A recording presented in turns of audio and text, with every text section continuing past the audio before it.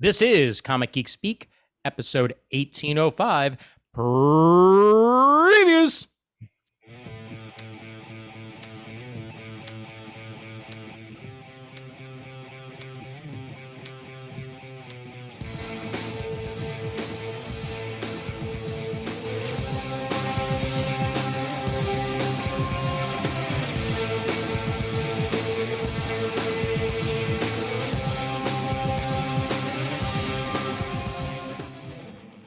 Welcome to Comic Geek Speak. I'm Ian Levinstein.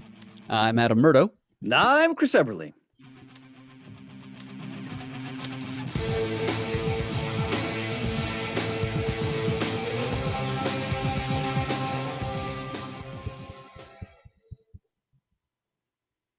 Ian, I'm digging the reimagining of the retro theme there.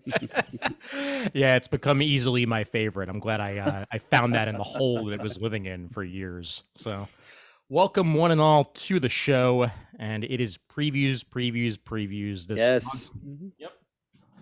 And this will be the previews for the month of March to come out in the month of May, and that would be catalog number 390. And DC Connect number 10, and I think Marvel number 9. Too many catalogs. Oh, I know. Yep. Right in every instance, though, Ian. It is 10 and 9, respectively. Excellent. And I'll point out to the video people if it shows up on camera, which sometimes it does, sometimes it doesn't, because you got to focus just right. But I am drinking out of a Comic Geek Speak branded beer glass tonight, and sipping on a peanut butter graham cracker porter in the process. Proudly sporting the colors as he slowly becomes intoxicated, ladies and gentlemen. You got it. Yep. And BB-8's colors, too, because it's a pop vinyl BB-8 shirt that I got for free from Disney's rewards service, if I remember correctly. Alrighty, well, before we get going with everything tonight, we are sponsored, as always, by you, the listeners, over at patreon.com/Comic Geek Speak. And every single week that we do this, we have a few more dollars in the coffer, and it is all thanks to you, the listeners. We are now up to 99 patrons and 290 per month. So we're just about to hit that 100th patron milestone.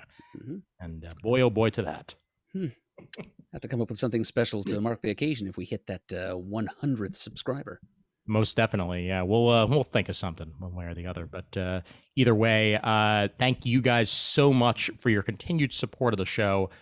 We really do appreciate it, and even $1 a month goes a long way. So, absolutely. Yes, indeed. Patreon.com/Comic Geek Speak for that. And I will mention yet again my own Patreon over at patreon.com/Comic Timing, as the very next episode after this release on the Comic Geek Speak feed will be the 15th anniversary of Comic Timing. And to celebrate, we're doing a special episode dedicated entirely to the Zack Snyder cut of Justice League, all 4 hours of it. And we hope not to put out a 4-hour episode, but you never know, because we're going to have on like 6 people. So we'll see where that goes. But Jamal Igle will be guesting on that, along with Donovan, hopefully Raph, Brent, Brandon, and Chris Naudis, and we'll see where we go with that. But yeah, patreon.com/Comic Timing if you want to support my other endeavors and editing this podcast, for that matter.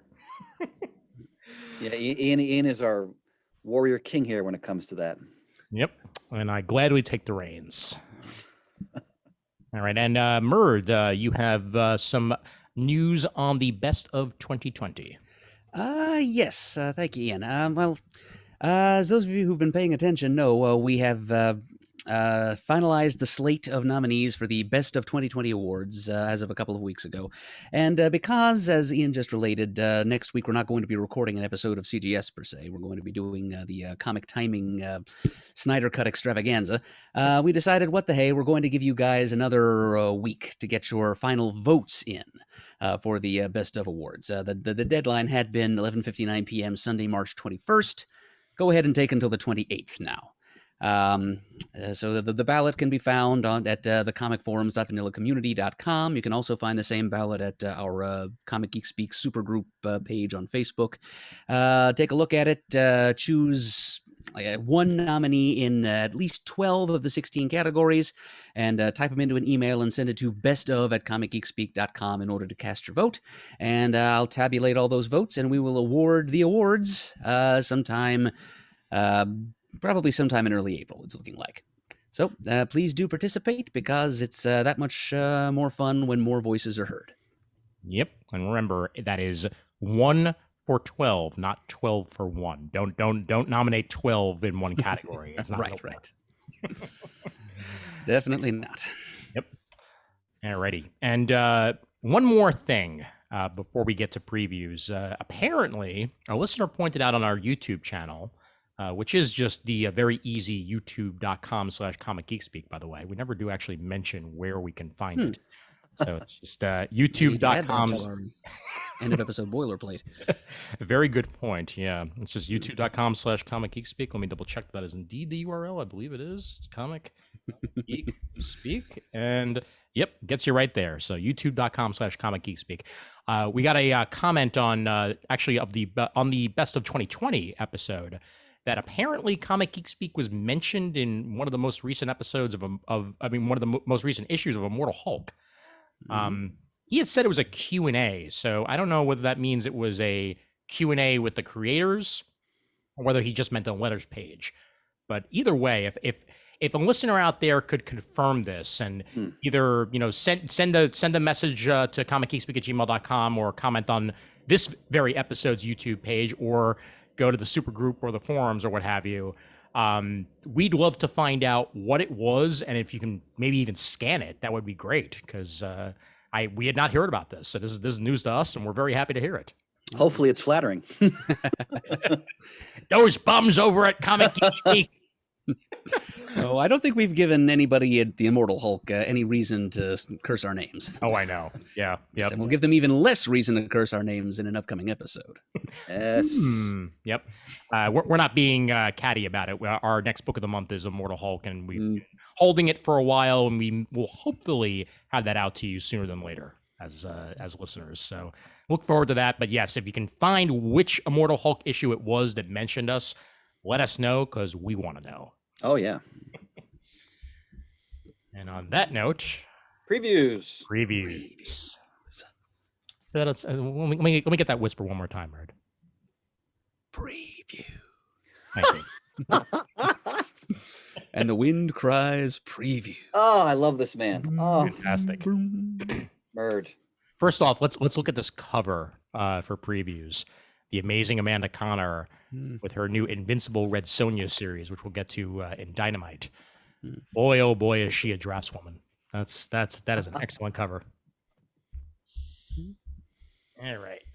Look forward to seeing what kind of interiors Maura Tate turns in. Mm-hmm. Indeed. Okay.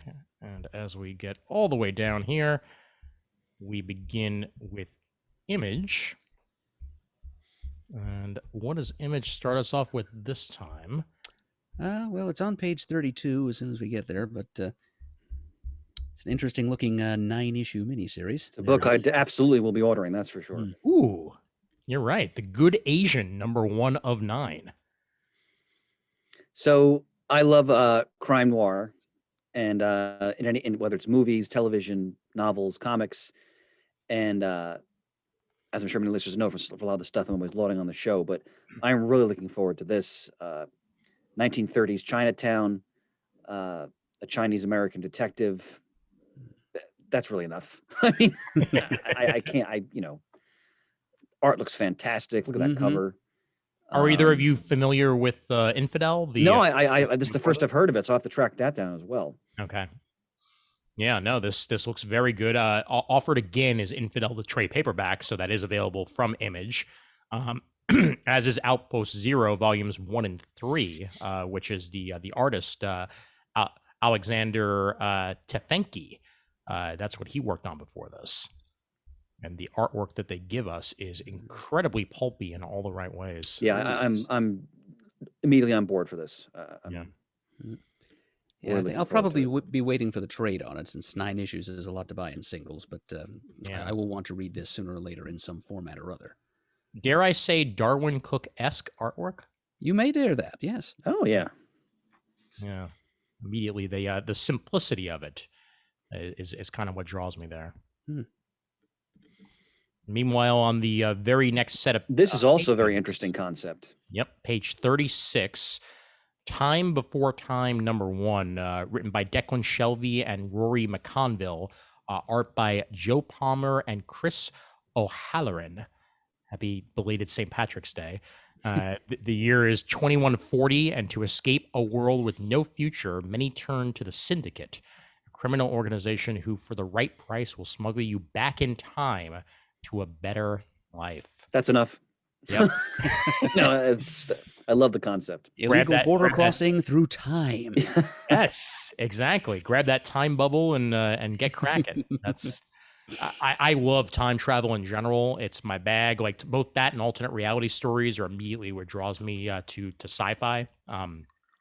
Quantum Leap was one of the first shows that I watched as a kid, and after that, Sliders when it came to alternate realities. But I just love the idea of this, and it's not the first to tackle the idea of people going back in time to live a life, but oftentimes that's the mystery behind it, and it's not always on purpose. This is on purpose, which makes it very fascinating, and I'd love to see where Declan's going with it. Love the artwork too. Again, very shadowy and Yeah, no, I'm really looking forward to this too. really good. Yep. All right, what else we got, gents? I don't think. Well, besides, I always every month I have to check and see if Saga's there, and it's not there yet. So, That's right. So- Saga has not returned yet. We repeat, Saga has not returned. but hope springs eternal. I'm sure it'll That is all. reappear one day. Yes. I don't think anything else for me personally jumped out at an image for me this month. I'm kind of interested in the thing that you were glancing at a minute ago on pages 40 at SICK, Ian. Mhm. The Aquarius, the Book of Myrrh by writer and artist Afua Njoki Richardson. It appears to be like an anthology of stories based on like world mermaid legends. Interesting, and it's by the artist of Lovecraft County, the HBO series, who's and the star of that titular series will soon be playing Kang the Conqueror over at Marvel Comics. So, Ooh. yep, yep, Do we know which franchise Kang is going to appear in? yes, he'll be in the next Ant-Man and Wasp movie. Really? Okay, that's interesting. Yeah, It I mean, is. at least that's where they're starting off. Okay. He very well wind up appearing elsewhere after that, but Because Kang's a heavy hitter. So oh yeah, definitely, yeah. Well, they seem to be certainly playing with multiverses and stuff like that. So all right, that would make sense. Murd, I like do- this artwork. Yeah, I was just gonna say, very very pretty. How about the next set of pages? Actually, this 6-issue miniseries by Jeremy Holt, Made in Korea, numbers 1 of 6. A quick start guide for your proxy. Step 1, remove box. Step 2, power on. Step 3, raise your child. For Jesse, the world's first true AI system, growing up means learning to think outside the box. Very fascinating concept, and again, gorgeous art to go along with it. So that was on page 44, and then the subsequent pages of artwork are all the way up to page 47. And yeah, I'm very intrigued by this. We'll probably do as Murd said previously for the 9 issue and wait for the trade of it, but it does look fascinating.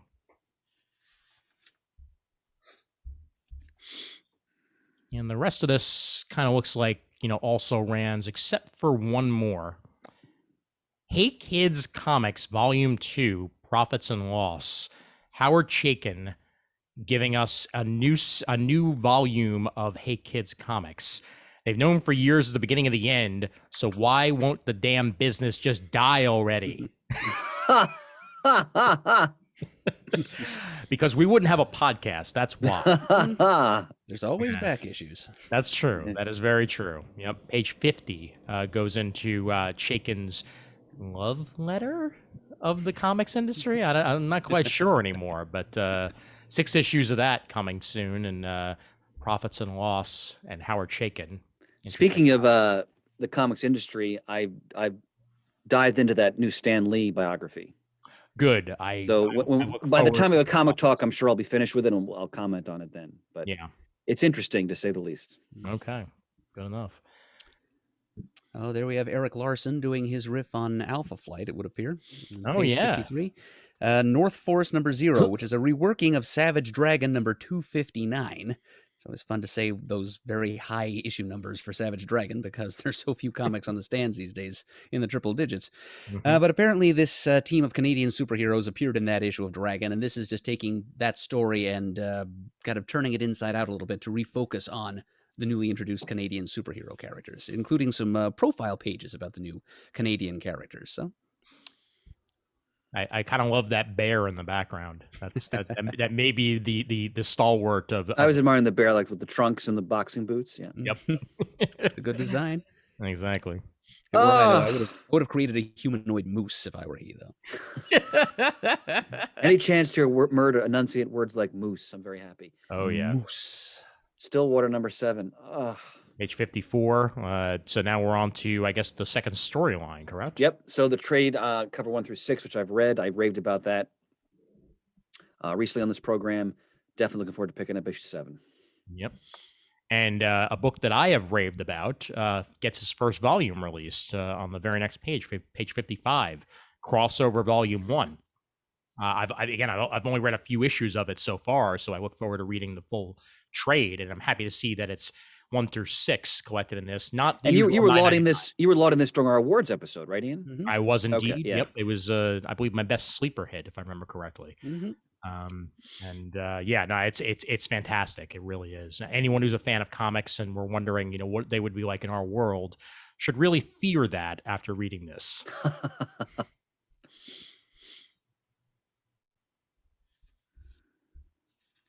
All right. Any other trades or what have you? I'm good for Image myself. All right. I'll just throw out this last one for the wrestling fans out there, because I am a fan of Lucha Libre action. La Mano del Destino tells the story of a once champ luchador who, after being betrayed by his friends and unmasked in the ring, agrees to a Faustian bargain with a mysterious promoter. Sounds very cool. Yep. I have met creator Jay Gonzo, alias Jason Gonzalez, at conventions a couple of times. I've read La Mano. Well, I intend to read La Mano del Destino at some future. Read in detail. I mean, it's been skimmed. Don't worry, but it's the art is really gripping. The color palette is mesmerizing. It's one of, I think I could say without fear of contradiction, one of the best lucha comics you can expect to find in print in the United States in English. Very good. And this is all 6 issues of it right here for you on page 57. And from there, over to Dark Horse. All right. A lot more issues in Image than I thought this month as I scroll by, but they're Just all... a Radiant Black number 4. I got to make sure I get issues 2 and 3. Oh, the first Yep. issue was tremendous. Yep, 2 just came out yesterday. All right, I'll look for it. Thanks, Murd. Okay. So what say you over at Dark Horse?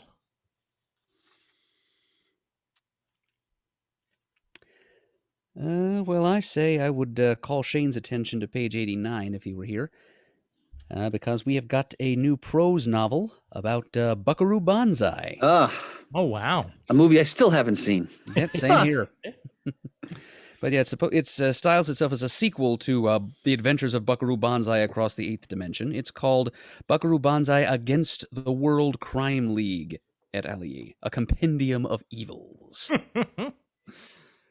All right. Yeah, I've yet to see Buckaroo Banzai myself, to be That honest. sounds like a future retro movie review, gentlemen. I think Yeah, that would right? make Shane very happy. Yeah. Yep. And it's the fact that in the flavor text here they say that it's lauded by nerd luminaries like Kevin Smith to try to get you interested in it. So Nerd luminary. I like that phrase. yeah, right. We'd probably fit into that category. That is Stretch it a little bit. Yep. Page 89 for that novel. So yeah, anyone who's a fan of Buckaroo Banzai, that one is probably for you. I'll go over to a couple pages before that, page 87. This is a oversized library collection of issues 1 through 6 of National Anthem, the True Lives of the Fabulous Killjoys National Anthem, written by Gerard Way, Sean Simon, on co-writing duties, and Leonardo Romero on the art and the cover. Been fascinated by this, and that is one heck of a library edition. Wow. Yet just looking at it. Again, it only collects 6 issues, and you're going for what is that, $80 for the hardcover deluxe and $40 for the library hardcover. So I might go trade instead, but still pretty, and will probably look pretty on your shelf. That's on page 87.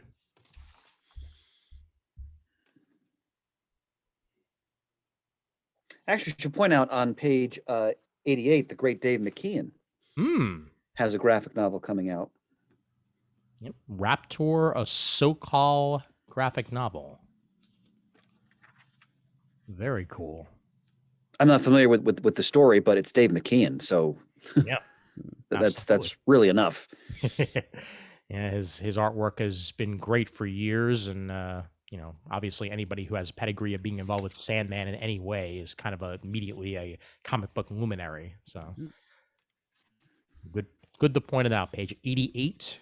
The graphic novel goes on sale in July, by the way. So this is a early solicitation for that. By the way, Ian, I love how the word luminary rolls off your tongue. Why, thank you. I'm going to go with Untold Horror on page 90 because I love reading about development hell for movies. Movies that almost happened but then never did. And this is a behind-the-scenes look into the development hell of the most frightening horror movies never made. So yeah, specifically going with horror movies here. Behind-the-scenes look into development hell to find the most frightening horror movies never were. Oh, that's a great concept for a book. Oh, definitely. From unmade Reanimator sequels to alternate take on legendary franchises like Frankenstein and Dracula. And there may even be some Jaws in there as well. This is definitely the type of book to be sitting on my shelf. I actually have Tales from Development Hell, just regular book sitting on my shelf behind me, and I love that one. That goes into as well. I think the James Cameron Spider-Man is featured in that one prominently. Well, what else could they do to poor Jaws after the third 3D one and then the fourth one? My God. Michael Caine probably making money for a summer house or something. Holy mackerel. God, please. I mean, clearly 5D. That's the only thing that can come after that. Come on. But yeah, Smell-o-vision. Indeed. Dave Alexander on the writing and Justin Erickson on the very cool looking cover here for Untold Horror on page 90.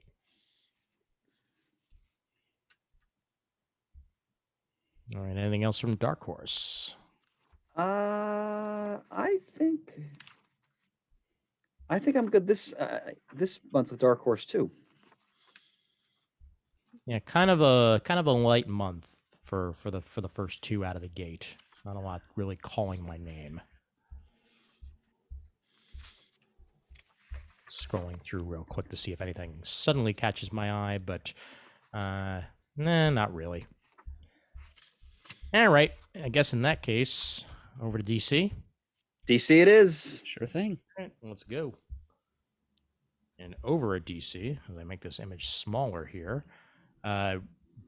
focus right there on the cover. Look at that art. Oh, absolutely gorgeous cover, story and art by the amazing Joelle Jones. Wonder Girl is featured on the cover of this. And this was before they announced that they were not going forward with the CW series. So there was going to be a CW series of Wonder Girl. Yes, they were going to make a specifically a one with this specific Wonder Girl, the Latino one. Okay. And then they decided not to go forward with that. But they are going forward with Bendis's character from the Naomi? Naomi, thank you. Yes. Yeah, they are going forward with a Naomi series that may very well premiere this upcoming fall. But as of now, Wonder Girl's on the back burner, which makes me wonder if she'll wind up on the back burner at DC Comics itself soon. But before then, we get this series. So that's what matters most. I'll talk about more about that when it's actually on the solicits. How about we start with Mr. Miracle, the Source of Freedom, #1. new Mr. Miracle series. Not too long ago, Tom King had his take on Miracle. Oh, that was magnificent. Mm-hmm. Yep, Mr. Miracle. And Brandon Easton with art by Fico Osio, I believe the name is.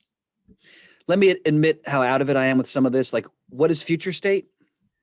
Future State we discussed on previous previews. That was the sort of like the jump forward in DC Comics that sort of showcase the potential what if of the future. See. Okay. Yeah. Yep, it's a whole bunch of different 2 or 3 issue miniseries focusing on possible futures for various characters. Okay, so this is a different person as Mr. Miracle then.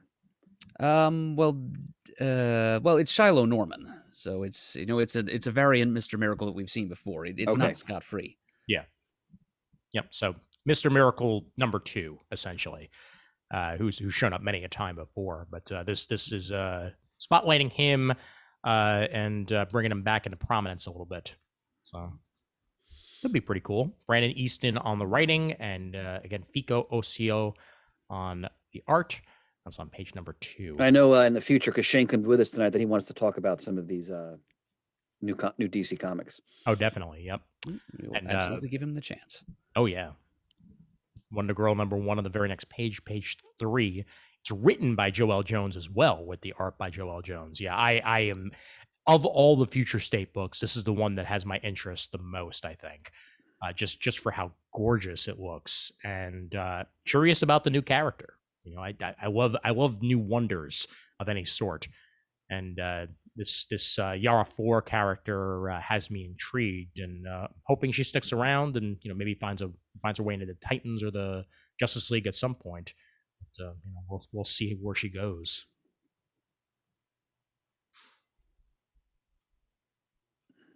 They're bringing back a classic Batman title. Mm-hmm. Yep, and this particular arc of it, written and drawn by the legendary Derek Robertson. Wow. That has me very, very interested. Yeah, I'll say. And very few people draw a classic looking Batman like Derek, and here he is telling his tale about a new player arriving in Gotham, and he's selling deadly chemicals to the worst villains in town. And it's up to Batman to stop the villains, track down a supplier, and save Gotham City once more. Just in case some listeners aren't aware, this was a Batman series. When did it come out? In the 90s? Mm-hmm. Yeah. Right, and it had a respectable run, and they got a great variety of creators. I mean, some great creators who sort of did their take on Batman. So it wasn't necessarily rooted in like the continuity of the other Batman titles at the time. Mm-hmm. It was just sort of great showcase stories featuring Batman, against different villains, and I mean, there's some great Legends of the Dark Knight stories from the original series. Yep, it's a series, and you can find a lot of them in bargain bins, really. So some good stuff there. Ian, I know it says digital first. Yes, digital first, and then collected afterwards. But it does look like they're even announcing what some of the future talent on this is going to be. So you've got art by Stephanie Phillips, Brandon Thomas, Becky Cloonan, Matt Rosenberg, Brandon Easton, Cian Tormey, and a bunch more.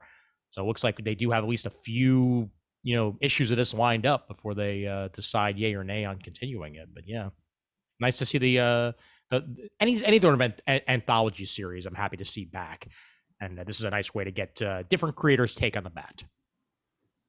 That's on page 6. Some nice covers as well. Oh, look at that Francesco Francavilla cover. Oh, yep. Oh, and the Marquez for that matter. Oh, Shane must be salivating. But this is the crown jewel of the month on page 8. After a very, very long time and some major negotiations on both sides, Milestone returns with this Milestone Returns Infinite Edition, written by Reginald Hudland, art by Dennis Cohen, Bill Sienkiewicz, and others. Ooh, you got Bill Sienkiewicz involved? Nice. Dennis Cohen, great artist, man. Yep. And we're essentially returning the Milestone characters to the forefront for the first time in quite some time, since the beginning of the New 52, pretty much. because I know Static had a place in New 52, but then there was sort of a falling out between original creators of Milestone and DC, and they very much went on the back burner for a while. So this is now the return to prominence of Milestone, and hopefully they'll stick around.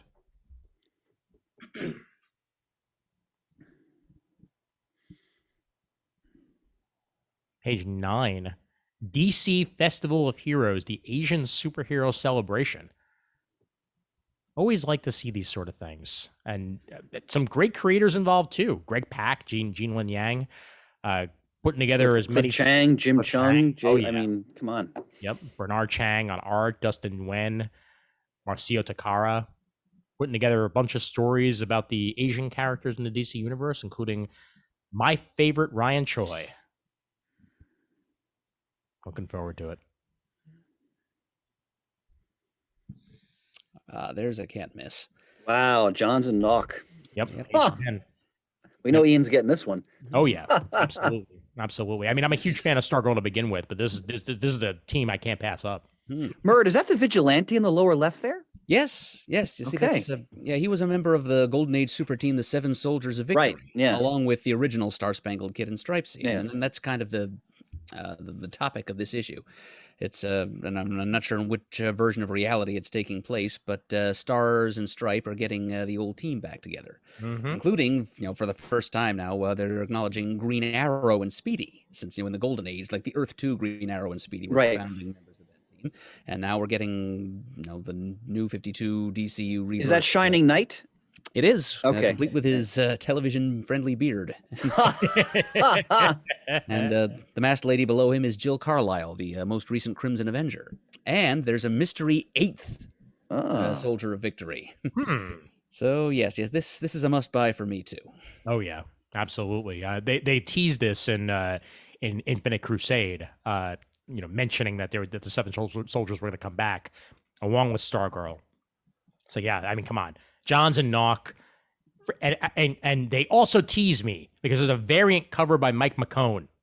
McCone. It's like, you're not going to get me to buy a variant cover, but damn. That's on page 10. Well, I know I'm buying this. Page 11's for you, Chris. Page 11 is for you. I don't think you need to look much further than the written by line. No, one of the best writers in comics right now. Justice League Last Ride by Chip Zdarsky, art by Miguel Mendoza. And yeah, once the most powerful group in the world, the Justice League was destroyed by tragedy and time, disbanding under a veil of mistrust and anger. And now on the eve of the universe's greatest murder trial, the League must come together one last time. But can Superman and Batman bury the past before the cosmos' greatest villains bury them? So I guess sort of a future tale here, but also kind of reminding me a little bit of like the Golden Age in concept, where a team is disbanded and has to sort of come back together again. Yeah, totally looking forward to what this is going to be like here. Clearly in Elseworlds, and I am all in. I can see why Shane was so excited by this month's DC pre-selection. Oh, absolutely. Yeah. Oh, Earth 1 Volume 3. Yeah, the final volume they mention of Jeff Johns and Gary Frank's Batman Earth 1, which makes me wonder if the Earth 1 concept is just coming to a close in general. Seems to be. I mean, Grant Morrison and Yannick Paquette's Wonder Woman Earth 1 had a third and final volume not too long ago. So that seems to be what they're doing, 3 and out for all of these. Yeah, because I think Superman only had 3 volumes too when JMS did that. So I think the only one left is Green Lantern. And I don't know if they're going to go back to that or not, but it was an interesting concept. It was kind of like the ultimate universe for DC, but never really caught on and never really got the amount of speed that they really wanted it to have. Cool concept, not as regular as they needed it to be. So, page 12, if you want to see how that ends.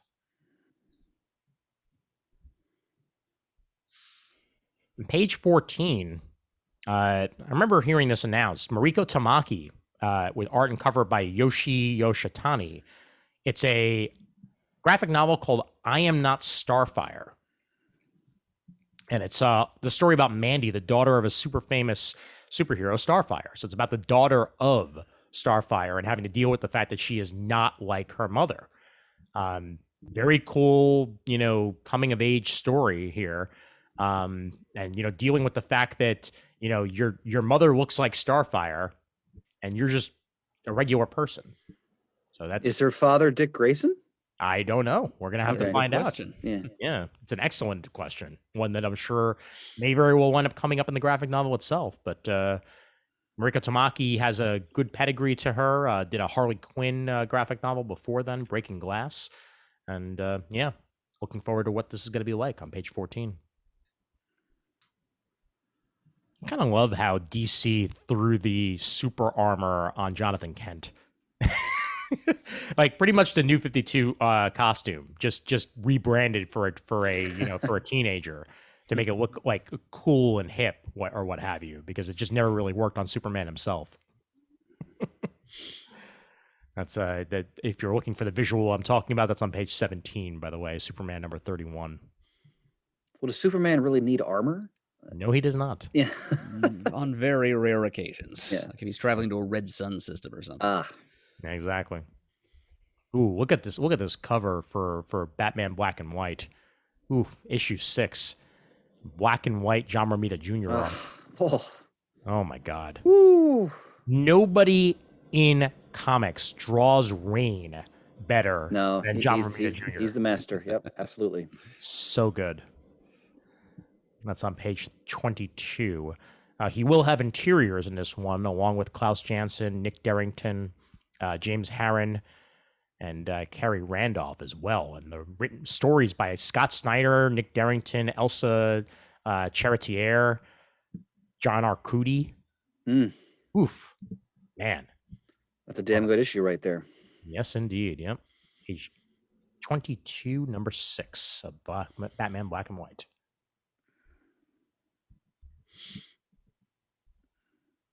We're up to. So when Batman Catwoman is finished, I'm sure I'll talk about it. Yeah. How many issues is it going to be again? 12. 12, yeah. Thank you. Yeah, I could have actually read that, but I totally missed the 6 of 12 o'clock. Thank you, Murd. Mm-hmm. Look at that one, Murd. Scooby-Doo Mysteries with Batman. Oh, yep. Jolly Fish. Mm-hmm. Yep.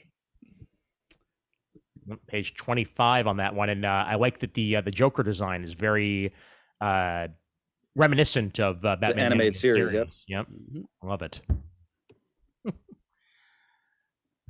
Whenever Batman and Scooby-Doo team up, it's a good time.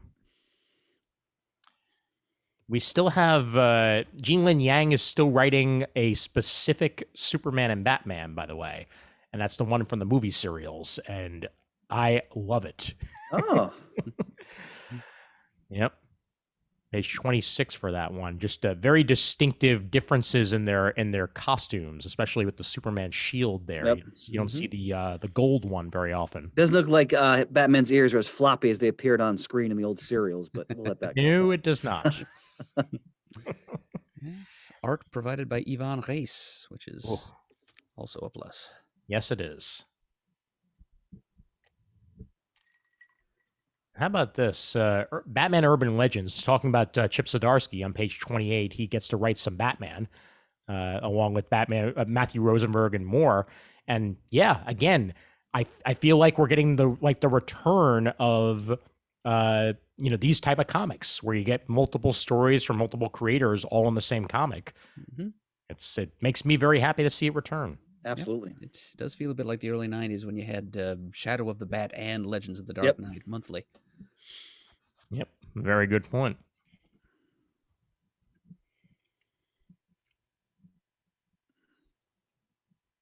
Crime Syndicate makes it to issue 3 on page 31.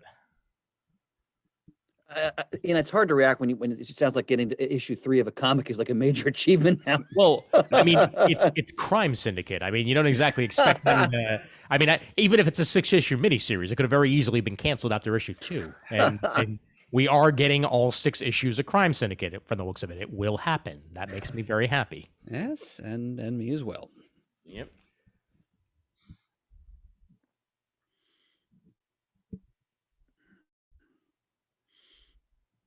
Oh, look at this. Look at this. What they know how to make me happy. They know how to make me happy. On page 34, I know it was teased in Infinite Crusade, but Flash number 770. First off, look at that cover.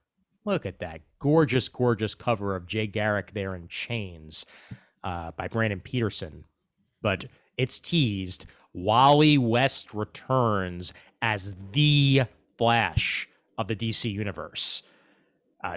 Barry's going to be off doing his own multiversal stuff, and he can stay there. I'm sure he's having fun and he's having good times, but give me some good Wally action, and I'm going to be a happy camper. The catch is, though, Wally appears to be entering the physical forms of other speedsters throughout history. So it's Wally, but it's Wally as Jay Garrick in this story. I'll take it. Eventually, I'm sure he'll get back to being himself. But and apparently confronting Adolf Hitler. Yes, and that I am okay with. That sounds like super fun. Give him one for us, Wally. Exactly. I'm sure there'll be a super punch of some sort. Yeah, page 34 for that.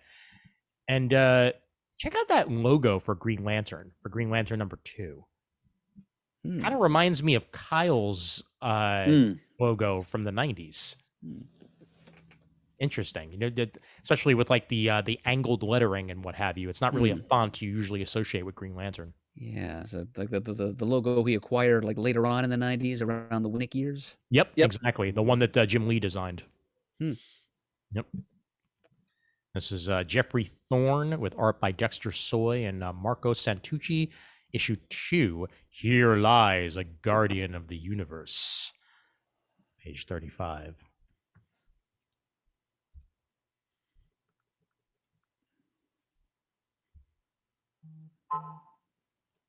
Justice League number 61, Bendis and Marquez continue on with their Justice League story. And what about Naomi? What about her? What about her? Oh, there she is. There she is, right there. Yeah. It's an Electra Company reference for you older kids out there. Yep. Well, if Bendis is writing it, he's going to bring his characters in. That much is a given. Yeah, sure.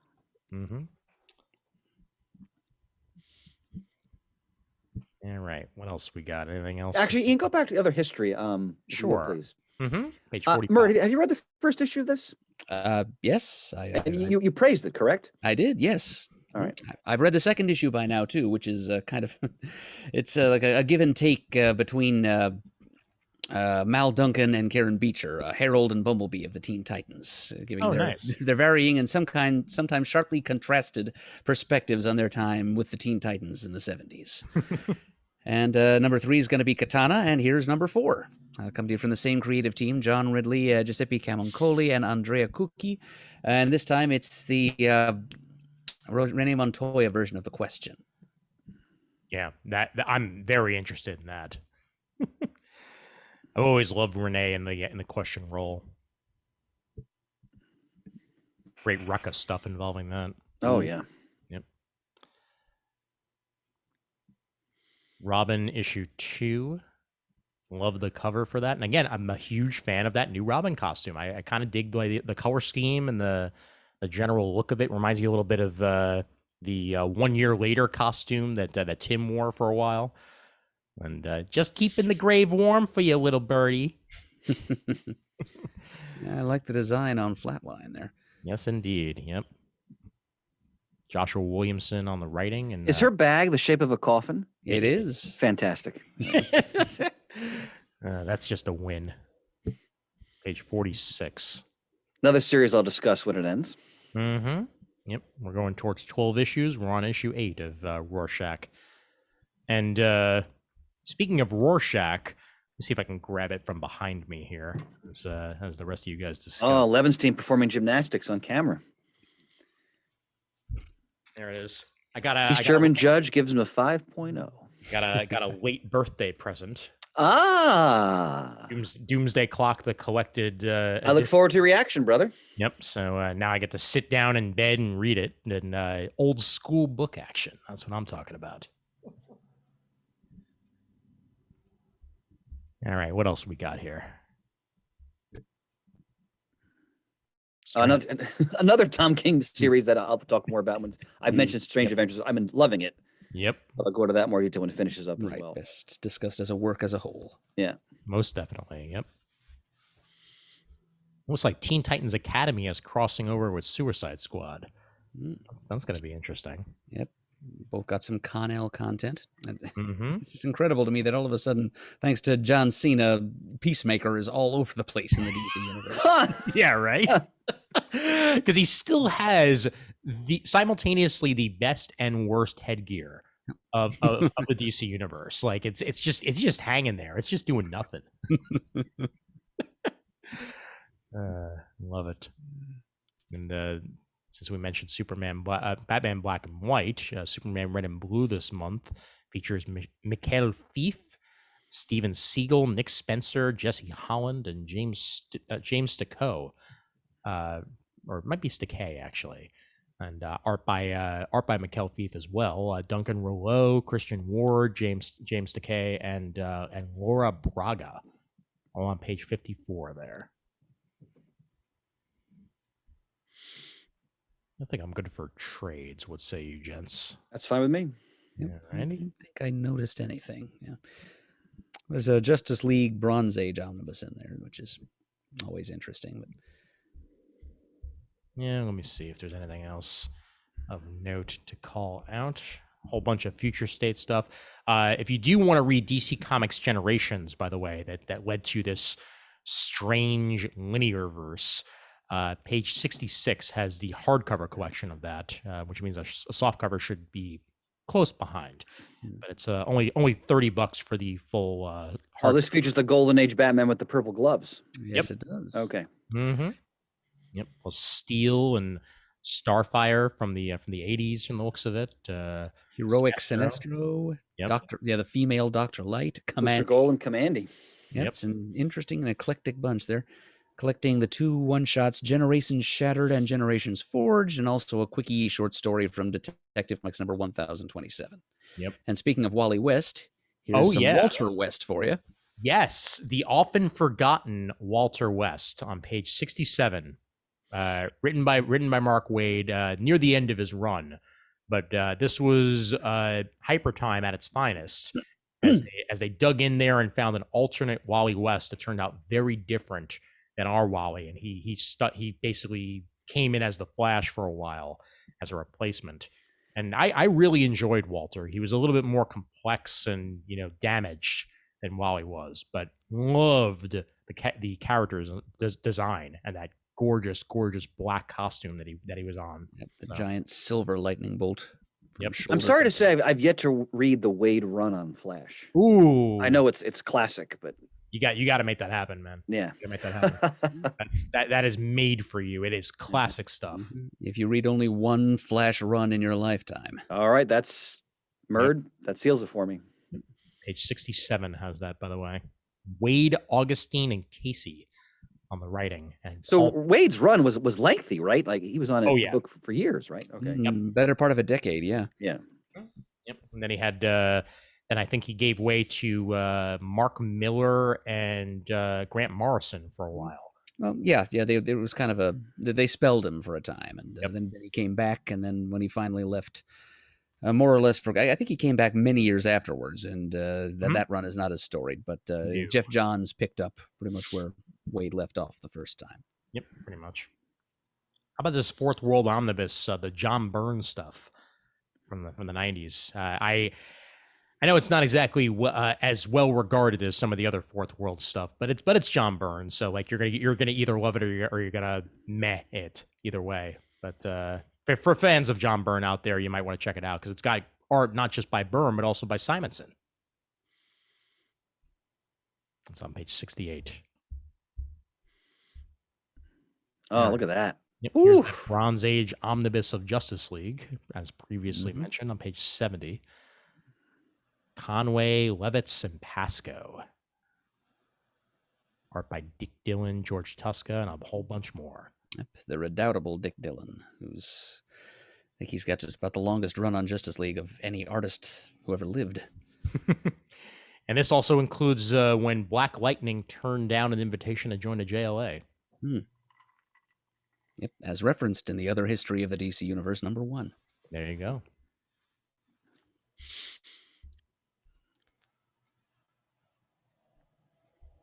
Oh, that was such a good book, Transmetropolitan. Yeah. Transmet gets recollected in different volumes that are very similar most of the time, and this is another take on book 5. It sucks though when you have like 5 volumes of like the original collections, and then suddenly they have different issue numbers in them for future collections, and it's harder to find those originals. And that's basically where I am right now. So I may just read it digitally rather than dealing with that. But yeah, I love the series when it came out. Great stuff. Ellison Yeah. and Robertson and Rodney Ramos as well. Yep.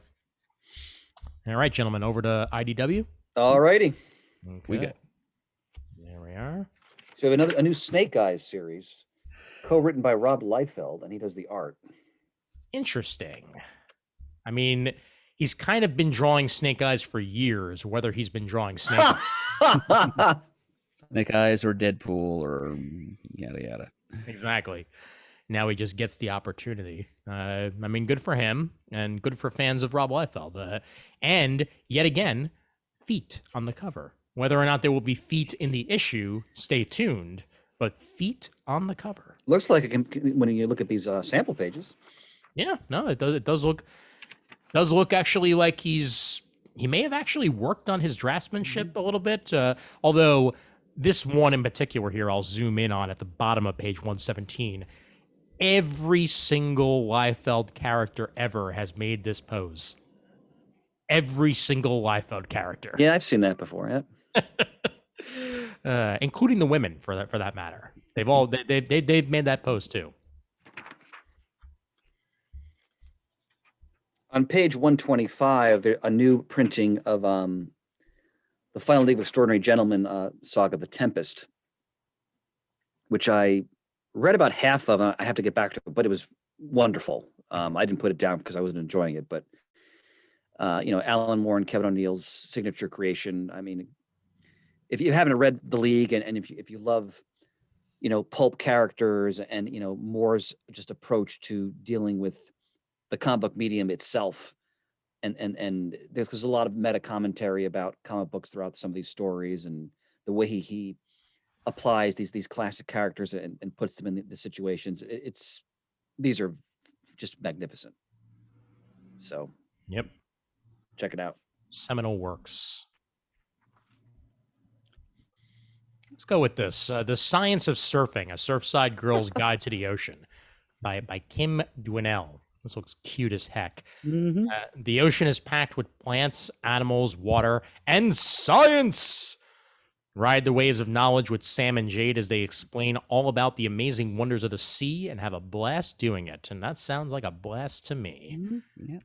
Yeah. Oh, look at that VW Joy Bus there. Yes. Absolutely. Page 127 for that one. I just jumped ahead to page 136. Before you do, Sure. Katie's back in Marvel Action Avengers. Ah. That has to be called out because I'm sure it's going to be both fun and crazy. And that's on page 128. Grab a team up and stamp in for the adventure Avengers style. 3 action-packed stories featuring unlikely superheroes pairs joining forces to thwart the plans of outrageous villains. And there will definitely be outrageous villains, including Thor and Ant-Man go antiquing. Did Katie write this issue? The answer is yes. Yes, I think she's proudest of being able to use Paste Pot Pete in a story versus Cap and Squirrel Girl. And the fact that she uses the classic Silver Age title of Paste Pot Pete. Yep, indeed. No trapster for her. Nope. Yeah, she plays him as a frustrated and embittered high school art teacher. So good. Collects all 3 issues of Katie's run on the Marvel Action Avengers title. So well done there on page 128. Anyway, as you were saying, sir. Yeah, on 136, I keep raving about how beautiful the covers to Star Trek Year 5 are. Mm-hmm. And I've never Yeah, and I've yet to read one issue of this series. I have to get the trade because if the stories are half as good as these covers, Mm-hmm. and I'm such a huge Star Trek fan, I really owe it to myself to look at that cover to 23. My God, So nice, so nice. Yeah. So I got to give this book a shot. Stephen Thompson is both the artist and the cover artist for this. Oh, his interior too. Okay, even better. Yeah, because every month I'm agog at these covers. Yeah, they are something. And how about the cover for the very next Star Trek there? Star Trek Voyager 7's Reckoning. Yep. I believe I mentioned this when it was originally solicited. That's a great cover too. 4-issue series by Dave Baker and Angel Hernandez, who's the artist on that Star Trek Green Lantern team up. 137. That's pretty much it for IDW. Yeah, looks like. Yep, I think so. Marvel, baby, Marvel. All right. Okay, here's my challenge, because I've really gotten tired of events. I've mentioned that before on the show that I tend not to go after them now. But right, sure. Damn it, it's Jason Aaron. Yep. Guinness. So they're really trying to rope me in here, and they'll probably succeed for at least the first couple issues. Did somebody say Squadron of the Supreme? Yeah, why, yes, I someone did. And Blade is a focal point character in this. So the premise is the Marvel Universe as we know it apparently never existed. Mm-hmm. That's the one tie to the original Heroes Reborn concept. And then I love it. Yeah, in this reality, the Squadron Supreme are the champions of this universe. So Dr. Juggernaut. Dr. Juggernaut. The Black Skull, the Silver Witch, and Thanos with his infinity rings. But why is the Daywalker Blade, the one man alive who seems to remember the entire world, has somehow been reborn?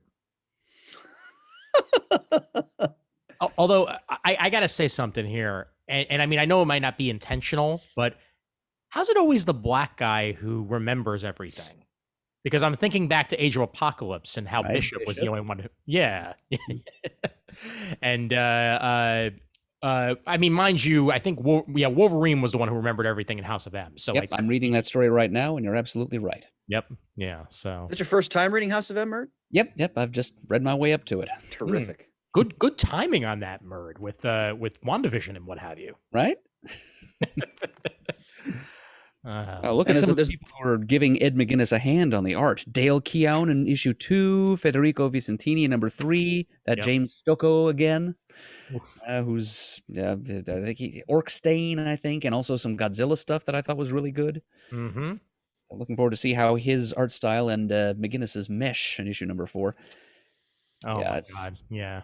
And of course, there's the mandatory tie-ins. Yes, but even the tie-ins look good this time around, and I'm really annoyed because they're not supposed to look good. They're tie-ins. Heroes Reborn, Magneto and the Mutant Force. Steve Orlando on the writing and Bernard Chang on art. Damn it. You don't have to buy it. Come on now. I know, but mind you, I'm not gonna have to buy it. I'm gonna Marvel Unlimited it in 3 months. But still, fair enough. They're gonna get me to read it, especially with Young Squadron here, Jim Zub on the writing and Steve Cummings on the art, and Miles Morales the Falcon. That is a very interesting switch. I love the take on the classic Bronze Age Falcon costume. Yep. How about the McCone cover on page 15 for the Peter Parker, the Amazing Shutterbug? Yes. Look at that cover. Oh, look at Jameson's face. So good. So good. I know. And damn it, why can't McComb be on interiors? All right. Fine. Yeah, he's such a wonderful artist. Yeah, but Raphael De La Torre is on it anyway, so that's bound to still be good. How about Hyperion and the Imperial Guard? Basically doing a Legion of Superheroes. Exactly. A Superman analog finally getting to team up with the Legion analog in the Marvel Universe. I'm amazed this has never happened before. I know. Yeah. You would have thought. Go ahead. I was just going to say, you would have thought it would have happened to Sentry at some point, you know? They're fighting one of the creepiest alien races in the Marvel Universe. God, I just brain farted on their name, Murd. Brood. The Brood, right? Yep. Uh, The Brood are basically the aliens from Alien. yeah, essentially. And Claremont used them really effectively in some of the X-Men stories. Like it was pretty horrific. Yeah, actually. really, because they don't just eat you and bleed acid over you. They infect you and turn you into one of them. One of them, yeah. Yep. That was a good twist on it. All right, so I'm definitely getting FF32. I Yeah. didn't stay with the slot run, not because I wasn't enjoying just time and money, but Mhm. it's Doom, and it looks like they're bringing back Johnny's Skrull wife, I was going Elijah, to say, yeah. Elijah, right? Yep. Yeah. She's Mhm. been back for a little bit, I think, Okay. as part of the slot run. Because if Meanwhile, you, sorry, Murd, go ahead. he had acquired another love interest, I think, during a storyline that takes the FF into a heaven-like dimension. And then that story just wrapped up. So now there's that. So Elijah and this other person, and also Crystal of the Inhumans are all kind of Right. converging on him at once. Wow, Johnny. Oh my God! Who will he choose? That's the question. Oh, If he didn't to have Johnny Storm's problems. If you if you go back to FF history, there was a period where he was with who he thought was Alicia Masters, Mhm. Right. but it was really Elijah who was a Skrull operative impersonating her. But then Yeah. she actually fell in love with him. Yeah, I mean, Elijah was a member of the Fantastic Four for quite some time. Yeah. Around when Ant-Man was a member, all through the that period. The DeFalco. mid 90s. Yep. Hmm. Gaze at this cover for X-Core, by the way. Wow. A concept returning after quite some time, by the way. But oof, is that pretty? Mm-hmm. David Aja. Yep. And Teeny Howard on the writing with Alberto Focci on the artwork interiors. This is a 5-issue miniseries. Krakoa is for closers. Great tagline. Oh man, X-Core was a major part of Grant Morrison's run, if I remember correctly. Uh-huh. And also Joe Casey's concurrent run on Uncanny. Mm-hmm. Yep. Now Monet is going to be featured in this very, very prominently, along with Warren Worthington. So they know how to get me interested. I'm looking. I haven't received any of these yet, but I'm really looking forward to the Steve Orlando take on the Man Thing. Yeah. This a new spinoff. It involves the X-Men. Because it's the Man. What's the Man Thing's? Is it his 50th anniversary? It is. Yeah. Yeah, it's 50th anniversary. So kudos to Marvel for acknowledging that, because it's a great Bronze Age character. Yep. And he's going up against Ilyana Rasputin and her new team, the Dark Riders, brought together by Steve Orlando, whom I've mentioned before. He's a great fan of superhero obscurities and ephemera. And so the team is composed of people like Marrow and Forearm of the Mutant Liberation Front, Mammomax. Really interesting group. Yeah. So yeah, I'd be buying this anyway because Man Thing, but I'm actually just as interested in this new group of like fourth string teratogenic mutant characters. Certainly the first time in a while Marrow has showed up in anything. Yeah. That's on page 19 there. I kind of miss her. Yeah, no, I always thought she got short shrift of that run. Like she was introduced and made cool, and then they had to. I remember once they like transformed her into quote unquote something prettier. That was for Frank Thierry's Weapon X series, I think. Yeah, and that just ruined her pretty much as a character. Yeah, absolutely. Yeah. How about this Reptile of all things getting a spin-off? I don't even know who this character is, honestly. Reptile, if I'm remembering correctly, got introduced in Spider-Man first. I could be wrong, but in the wake of Kamala's law and his grandfather's worsening health, Humberto Lopez, aka Reptile, has taken a step back from crime fighting to refocus on his family. Perhaps a sign that he should give up on becoming a hero and finally come to terms with his parents' mysterious disappearances, or perhaps not. Murd, is that Mentallo in the middle of that image? Oh, let me take a look. Certainly does look like it. It really does. Yeah, Marvin Flum. Getting his head bitten by a dinosaur. Oh, it was great to set that up. Thank you, Murd. Yep. Terry Bloss and Enid Balam on this 4-issue miniseries here. Very cool. Oh, we got more Shang-Chi. Yep, I think I'd mentioned to you that Gene Yeah. Lin Yang's miniseries was going to turn into a series, and here we are with that. Now that movie's coming out in the spring, I think the summer. summer. Yeah, Okay. yeah. So Because it's been shot, obviously. yes, it has. Because I'm um, really looking forward to seeing how they interpret the character on screen, like because he has such a rich history. So they unfortunately just announced that the sitcom that the star of Shang-Chi arises from, Kim's Convenience, got canceled over at the CBC. So that's ending with season 5, but that's not just where he came from. That's also where my favorite Star Wars character of the Mandalorian came from as well. The X-Wing pilot, right? yes, exactly, the X-Wing Yeah. pilot. So yep. You've always praised that show. It's good stuff. Yep. Dike Ruan on art for this one as well. For Shang-Chi. Now, the next offering I'm extremely excited for. Here we go. Yep. Yep. That's on page. What is the page number on this one? Because it's 24 and 25. 24. Yep. So my dear friend and long-standing friend now of the show, Dan Cangill in Pittsburgh, Daddy boy, he made me aware of this a while back, and I've been just salivating ever since. Mm-hmm. I love the life story concept. Of course, we raved about the Spider-Man one that came out a couple years back. Let's see how the Fantastic Four age. Yeah, right? and they couldn't have gotten a better artist for this as well. Yeah. Sean Isaacs has been working on the Fantastic Four series of late with Dan Slott. So he has experience with them, but also I've met Sean Isaacs in person, and he's a super cool dude. And I'm happy to see him doing this much work with Marvel these days. So oh my God, look at his Galactus on page 27, man. Woo! Oh my, that is yep. Oh yes, that's actually terrifying. Yes, indeed. Yep. Sign me up for this. Woo.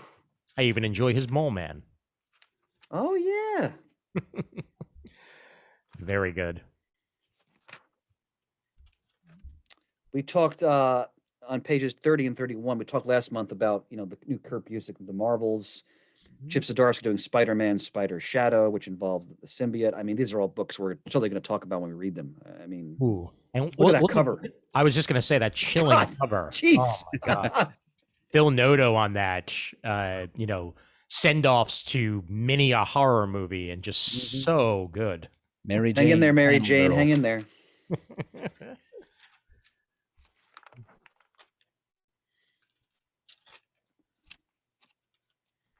What else for Marvel, gentlemen? Let's see here. Oh, on page 38, they're reprinting Thanos Quest, which was a Starlin and Ron Lim did this two-part. It was a prestige format. I want to say the early 90s. I think it was 1990. It does say 1990 here, Murd. You're correct. Early, yeah. I remember the 2 issues on the back issue market were pretty pricey. But now they're reprinting it in a $7.99 edition. So if you're a Thanos fan, I've actually never read this story. I know it's actually considered an important part of his history. Oh, for sure. You've read it then, Murd. Okay. Oh, so yes, absolutely. Yeah, I've had them for before the back issue market heated up on them, and we're talking back around like 2000 or maybe even earlier. I had to go to Canada to find one of them. But yeah, it's the story of how Thanos got all of the Infinity Gems. Yeah, I'll have to pick this up because I never read it. It's a prelude to the Infinity Gauntlet story. Interesting. Because when in recent years, like in my last years as a retailer, going to shows, like it'd be on people's walls for $100, like that. Yikes! The 2 parts. So, holding on to mine. Yep. Check out this cover for Way of X on page 39 with all the different Nightcrawlers. Can't go wrong with Nightcrawler as a pirate. Exactly. So on pages 48 and 49. I'm reading Hickman's X-Men in trade primarily, but that Nimrod image is really frightening because yes, it is. Wow. If you know what Nimrod represents and what Nimrod means for mutantdom, it's never good. So that's a tremendous, like you see him sort of forming into itself. And wow, okay, looking forward to reading that eventually. Lionel Francis Yu has been drawing amazing covers for X-Men stuff of late. That's a tremendous cover. Whew. The artist is TBA for issue 20, but funny enough. So I don't know if I guess they hadn't finalized it at that point. But here we are with X-Men Legends number 4. Ah. Yep. Yes. Simon we were talking about this. Yep. Oof. Yes, indeed. Yep. It's the second issue of this story here, going back to the legendary run of X Factor that the Simonsons had. And now they get to tell another story during that period. Gorgeous cover. Great stuff, but I still wish they hadn't brought Jean back. I 100% agree with you, but at least they've made some decent stories over the years. Yes. I talked about the first Iron Fist issue by Larry Hammond, Dave Wachter. Can't wait to read the rest of it. Look at that cover. God, that's Billy Tan art. But I talked about, and I showed on screen some Wachter's interior. It's just tremendous. What an artist he is. Yep, so good. Mm-hmm. We knew him when. Nonstop Spider-Man is up to issue 3 now. Kelly Mbachalo. Great cover by David Finch there, too. Talk about another guy who doesn't do too many interiors these days. That's David Finch. So here's a question for you, Ian. On page 62, so is that the clone Black Widow? Are they still doing that storyline? Let's see. Or does this not matter anymore? I don't know. I mean, this is Kelly Thompson's Black Widow run. I mean, I read the first issue of it. I haven't read any further than that. I think they've just settled on her being Natasha, and that's it. Okay. I don't think there's another one out there or anything like that. Great Adam Hughes cover. Very cool. Yep. But again, Elena Casagrande's artwork on Black Widow has been stunning. And the interiors for that are just as awesome as the covers. Now we have a new story arc with the same creative team. And she's back in San Francisco, which used to be her base of operations with Daredevil back in the Bronze Age. Mm-hmm. Yep. When they lived in her mansion, but they had separate bedrooms. Ah. See our Black Widow spotlight we recorded a year or so ago. We talked about that. Yeah, she's been back in San Francisco since the first issue, so that's sort of her current norm. So on page 64 and 5, and Ian, tease that we're it's been a while. We're finally get back to our book of the month format with Immortal Hulk, but just look at these images. So good. Alex Ross knocking it out of the park. And then Immortal Hulk Time of Monsters with a cover by Juan Ferreira. Whoa. That is very cool. And that's a one-shot by Al Ewing and Alex Packnadel. Introduced the original Hulk. Going the Avengers 1 million BC route again, apparently. Yep, looks like it. But it's Ewing. It'll be great. Page 65, and he's wearing what he's wearing. I don't know what's going on in Strange Academy number 10 on page 69, but that cover's awesome. Let's see. Oh, yeah. Well, that cover's awesome, too. I was looking at issue. They're both great. But oh, wow. Yes. Field trip to Asgard. With the Galactus helmet as the gate. I mean, come on. Yeah, I'd love to know how that happened, but yeah, I was curious about that myself. Yeah, clearly I missed something, and it was something huge. Maybe that was Empire with a Y. Who knows? So I guess Champions is an ongoing now, because I know originally it was a miniseries, but I guess Danny Orr is continuing on with Champions. So happy to see that. I like the youthful Champions. They've been a good change of pace for the Marvel universe. Oh, There is nothing we can tell you about this issue that won't spoil what is possibly the best comic of 2020. Wow, they're really setting up there. Holy mackerel. It's Runaways. I'm way behind on Runaways. I may just have to sit my butt down and catch up on Runaways, so I can get. Are you enjoying this current volume? Oh, it's fantastic. Rainbow Rowell. Okay. I haven't read it. Rainbow Rowell has written all 36 issues. And Okay. it's I had it as best new. I think I had it as best new comic when it first came out that year. And yeah, it continues to be incredibly consistent and the best runaway since Vaughn. 100%. Wow, that's high praise. And is it part of the overall Runaways history, or is it kind of doing its own thing? It's part of the overall. It's part of it. Okay. Yeah, it I'll have to pick it up. starts off with the return of a character that anyone who's read Runaways would know. Okay. And it goes from there. But yeah, it's really, really good. Okay, that's your word is enough for me, my friend. Yep. Trades. So, Well, before we get there, let's please, take. Murd, please. Yeah, the very pages Ian was just scrolling past there, 74 and 75. This one shot launching the War of the Bounty Hunters crossover for Star Wars. Mhm. Look at the McNiven art. Oh God, how did I miss that, Murd? Oh my God! Well done. Wow, Pretty inexcusable. gorgeous. that is amazing. And how has McNiven not done Star Wars up until now? He's kind of made. Huh. Wow.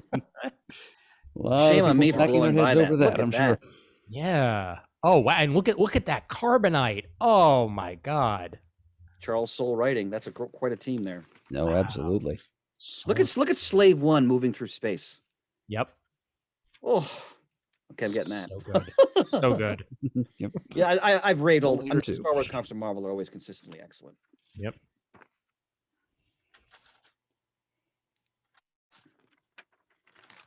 All right. And So in trades, I mean, most of us don't have the bookshelf space, the money, but again, Marvel continues to bring out great omnibuses. So we have the Fantastic Four Volume 4 omnibus, yeah, that's crazy. which takes us to the end of the Kirby era and then into the Buscema and John Romita Sr. with Stan Lee still doing most of the writing. And it's only $100. But before the inevitable DCB service discount. Oh, but of course. And if you love your Sword and Sorcery pulp, they're putting the Cold series from the Bronze Age into an omnibus. Very Just nice. some great art on that, actually. So I love the Spidey omnibuses, the new printing of Volume 3, which is issue 68 to 104. That includes the Clay Tablet story that we talked about with Dan Gavosden some months back, and one of our micro spotlights. And then we have Volume 5, which takes you from Spidey 143 to 180, and also his first appearance in Nova Murd in issue 12 of Nova. Oh. And that's later Bronze Age stuff, also a lot of fun. Hey, Chris, did we talk about, sorry, to go back up, because I just scrolled past it. Did we talk about Fantastic Four Fate of the Four as it was coming out?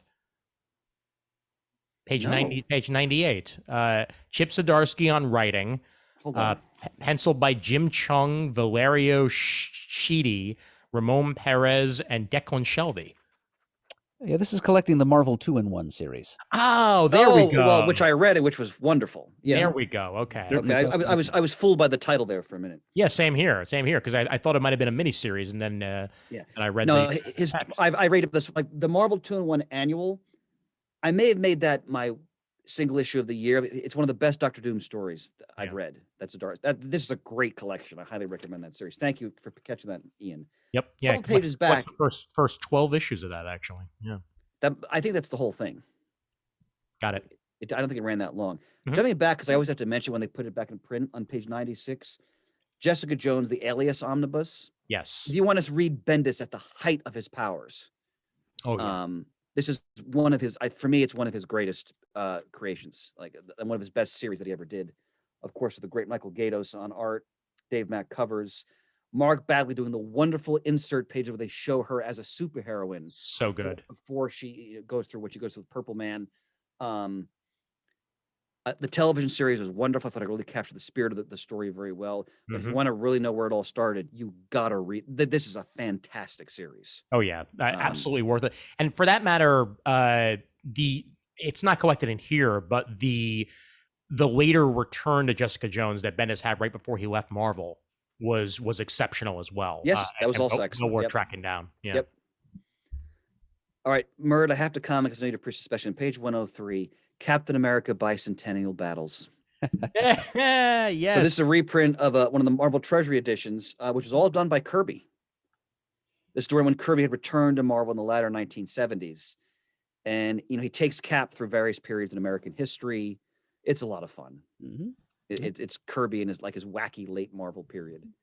Featuring the introduction in pinup form of the Revolutionary War era. Yes, Steve we Rogers. talked about that character last summer when we did our introducing Sons of the Revolution. Yep.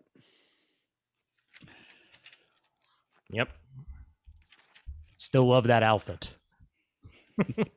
Anything else for Marvel, gentlemen? Let's see.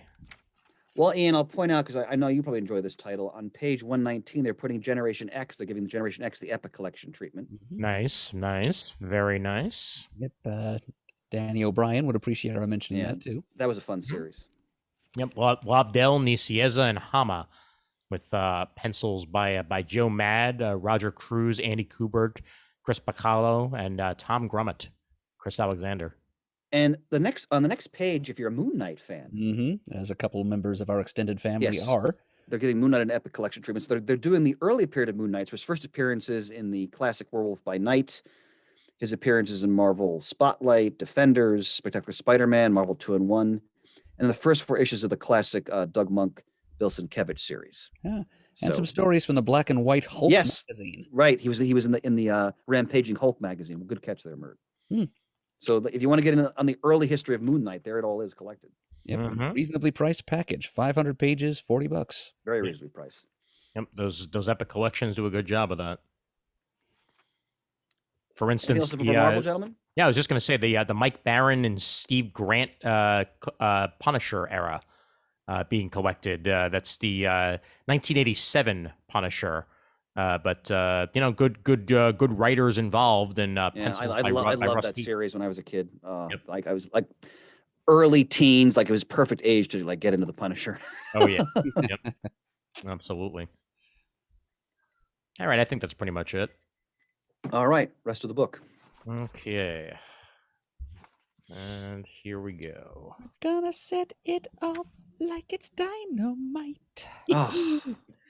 God. Starting off with the Invincible Red Sonja, as previously mentioned, Palmiotti and Connor, and art by Moriat, and covers by Amanda Connor and about 15 other artists, because that's the way Dynamite rolls. We've got Connor and Palmiotti with their take on Red Sonja. Very cool. I as I mentioned in the previous episode, I'm so grooved on that Priest Vampirella trade 1. I have to dig. I'm hoping they must have a trade volume 2 by now, if they're up to issue 21. They probably do, and I think it's been solicited before. But all right, I'll hunt that down. Yeah, that was 146. I love that, by the way, for that Palmiotti and Connor. I'll scroll down and see if they have anything else on Sonja. Let's see. Vampirella. Yeah, Chris Priest, we're up to issue 21 of. I think he's written the whole series so far. So. He has. I'll have to look for that second trade. I was remiss in that I didn't order this Bond comic. And I really loved everything Dynamite has done with Bond. And this is Christos Gage. I'll have to track this down because that's a great homage cover too. Yep. Well, we're only 3 issues in. It should be easy enough. Also noticed on page 159, again, for fans of pulp, the Green Hornet story that Scott Lobdell did, which is collected. Oh, yeah. Look at that Lee Weeks cover. Huh. Oh, boy. Oh, yes. Very few artists out there can draw like Lee Weeks. Nice. I remember one of the comic shows I did, like when I did comic book shows, as Wild Pig, and I put on some cons for a couple of years. He was one of the guests.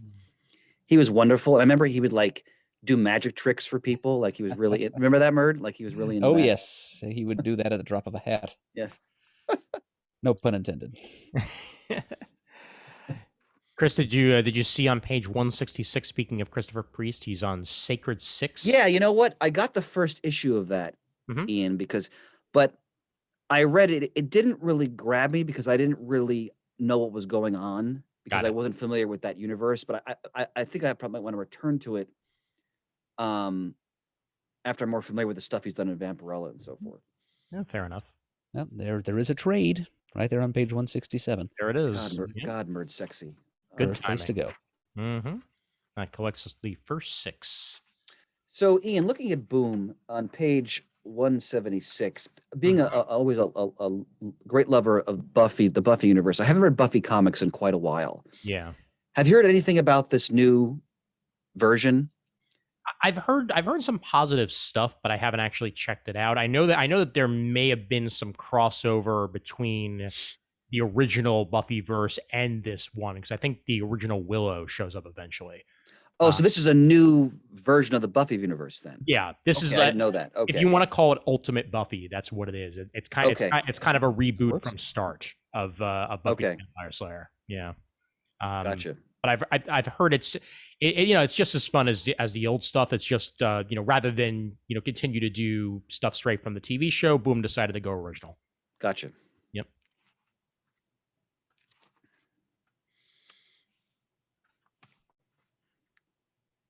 I'm gonna have to pick this up and trade when it's collected too. James Tinney and the Fort's Wind. It's always looked like fun every time I've seen it collected, solicited. That is. We're on issue 6, so I assume a trade will be coming shortly. How about 182? Eve, issue 105. Struck by that cover and the animate bear. It's an Aussie kind of image. Yes, it is. Definitely. A young girl going on an adventure with something that's alive but shouldn't be. That's Oz Adventure in a nutshell. Yep. And the artist for this, Jo Mi Gyang, did the Dark Crystal stuff for Jim Henson's The Dark Crystal. Ah. Yep. And now it's about when the ice caps melt, most of humanity was lost to the hidden disease that was released. Now a mysterious girl named Eve is awoken in secret and must deal with a world that's nothing like the virtual reality she was raised in. I just like, a anthropomorphic teddy bear. Yeah, exactly. Yep. Victor Laval is the writer behind this. Page 180. And is she using a stop sign as an oar? She certainly is. Great sort of post-apocalyptic touch. Love it. Oh, yeah. On page 191, Al Ewing has a miniseries that I totally missed. We only find them when they're dead. Yes, I think we mentioned 6. Yeah, we mentioned it. I might have mentioned the first issue of it, but yeah, I'm another one that I can't wait to see collected because I'll definitely right there with you. Shot. Yep. Yeah. It's a space opera with Melvillian overtones. Nice. The captain of a crew that mines the corpses of dead cosmic gods for natural resources, and he becomes obsessed with finding one while it's still alive. Oh, fantastic. Boom is doing a very good job of getting some of the best talents in comics to be writing for them right now, because you've got Ewing on this, you've got Tinney in the Fourth on Something Is Killing the Children, which has been very highly praised and regarded, and I need to check out the first volume of that. Kieran Gillen with Once and Future. Like it's a good time to be a fan of Boom. It's a very good time.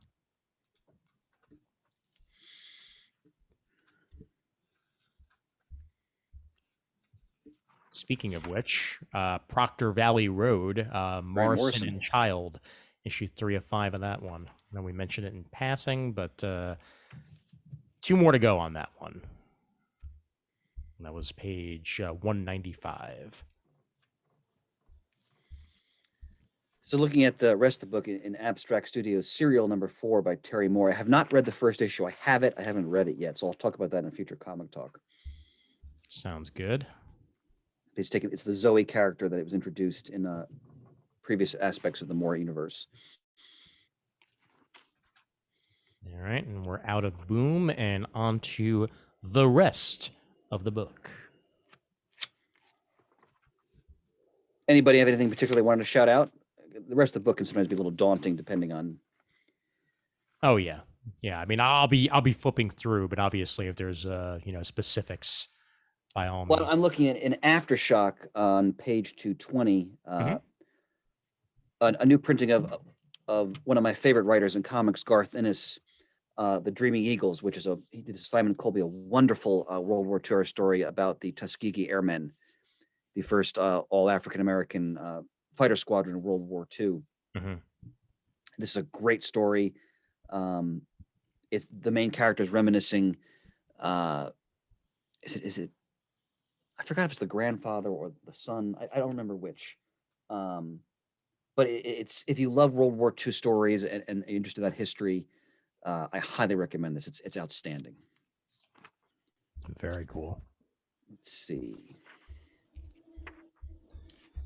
You know, when I was a retailer, this is always the hardest part of the book to order from because Mhm. you wanted to try new things, Yep. to like get people into them, but you also are like, well, how much do I want to get into this? Like, how much of a risk do I want to take? Because there's something. Right. I mean, this is like back in many years ago, like 2000s. You know, when the industry was much different. But Yep. they always look for those gems that just sound interesting and may Mhm. have some real spark to them. Well, I will mention two things on page 222. One, issue 5 of The Wrong Earth, Night and Day, number 5 is solicited. So that's Tom Pear and Pyre, that is, and Jamal Igle and Juan Castro on the artwork. So issue 5 of that to look forward to. And I know we pointed it out last month on previews, but the new date for Free Comic Book Day for 2021 is August 14th. So do save the date on that. Free Comic Book Murd, Day. is Tom Pyre? I'm sorry, I didn't mean to cut you off there. I apologize. No worries. Is Tom Pyre the writer of that Our Man series you and Shane love? Absolutely. Which I still have not read. I got to read that. You're in for a treat, Chris. Yeah. It's art by Rags Morales too. Just Yeah. icing This on is the Android version of Our Man, correct? absolutely Right. Okay. I'm way ahead, Ian. On page 258, Mm-hmm. this struck me from Clover Press, a comic version of The Great Gatsby, and the artwork is stunning. Art by Jorge Coelho. Forgive me if I mispronounced that. What's the page number again? 256, you said? 258. 58. Got it. Adapted by Ted Adams. But Oh yeah. Yeah, that looks very cool. yeah, I mean, it's one of the classics of American literature. I mean, maybe you were forced to read it in high school, but it's a book that's worth reading just for pleasure because it's. I mean, I love Fitzgerald. This is, of course, the most famous work. It's been made into a movie multiple times. Interesting to see how the comic adaptation will do. Is Gatsby public domain at this point? I think so. I don't know, actually. It's a good question.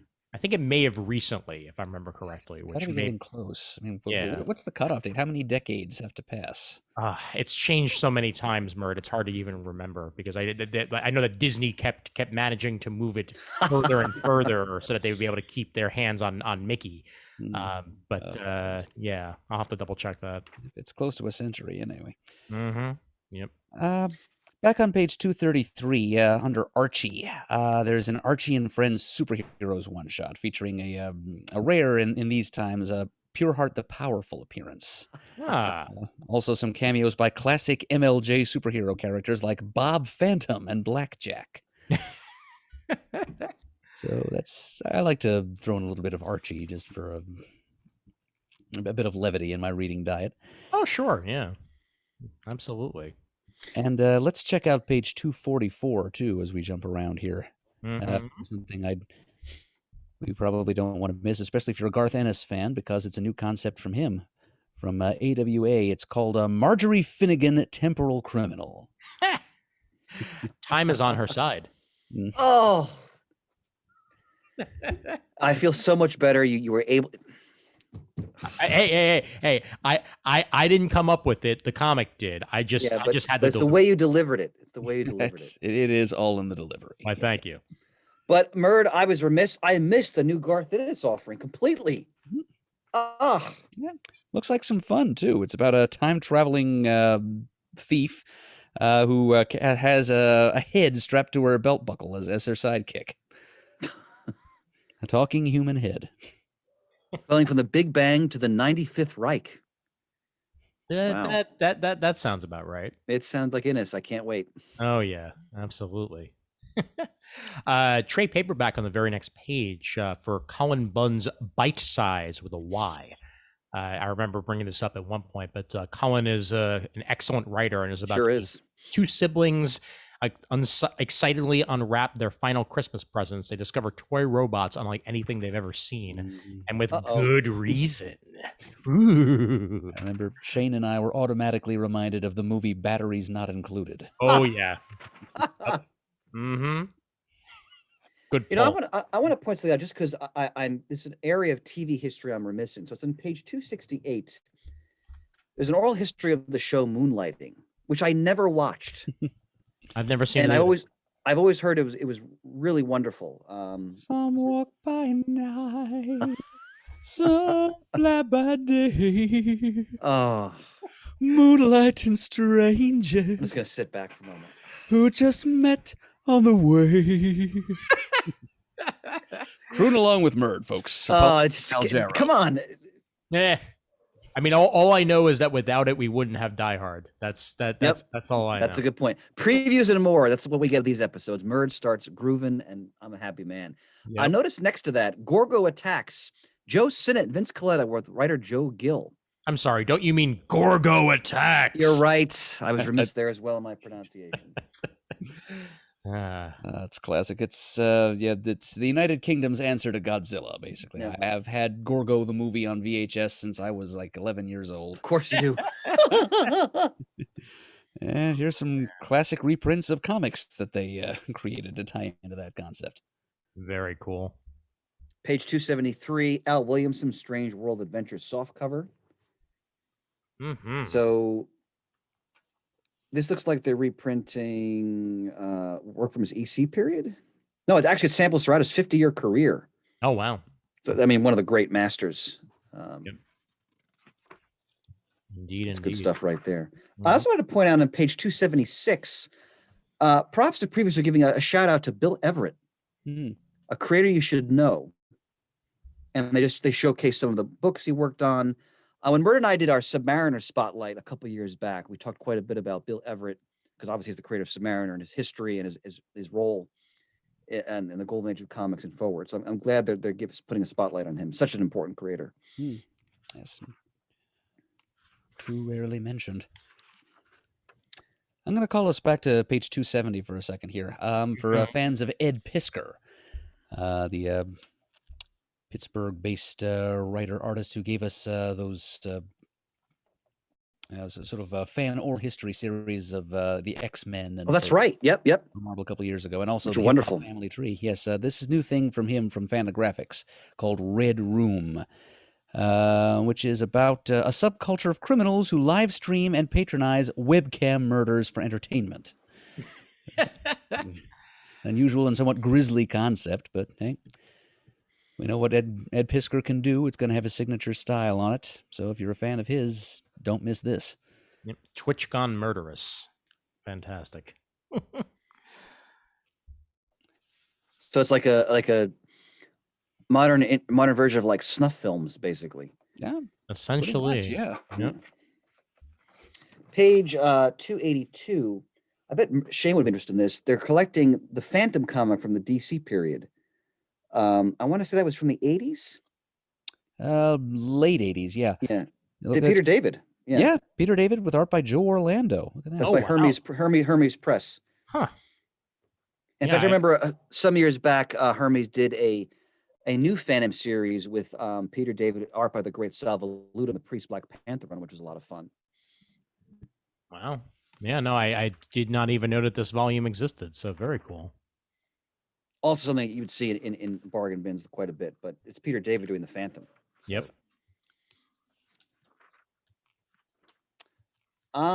At tomorrow, unless you guys have something before that. Page 283 looks interesting enough. In a graphic novel hardcover by Will McPhail. Nick, a young illustrator, can't shake the feeling that there is something hidden. The feeling that there is some hidden realm of human interaction beyond his reach. He haunts look-alike fussy, silly coffee shops, listens to old Joni Mitchell albums too loudly, and stares at his navel in the hope that he will find it in there. But it isn't until he learns to speak from the heart that he begins to find authentic human connections and is led into the world of the people he meets. So kind of like almost like John Malkovich, being John Malkovich-esque action here within a graphic novel by Will McPhail. Sounds very interesting. Yeah. Name dropping Joni Mitchell was a good move. Mm-hmm. That's out of Houghton Mifflin Company. All right, Murd, you got anything in between there? I don't think so. All right, what was the page again, Chris? 335. All right. So again, I always like to praise Tomorrows and the invaluable work they do to promote comics history every month, and they never disappoint. So on page 335, excuse me, of Alter Ego issue 170, a Jack Kirby issue. That's enough. Right, that's enough. But it's they're covering different aspects of Kirby's career.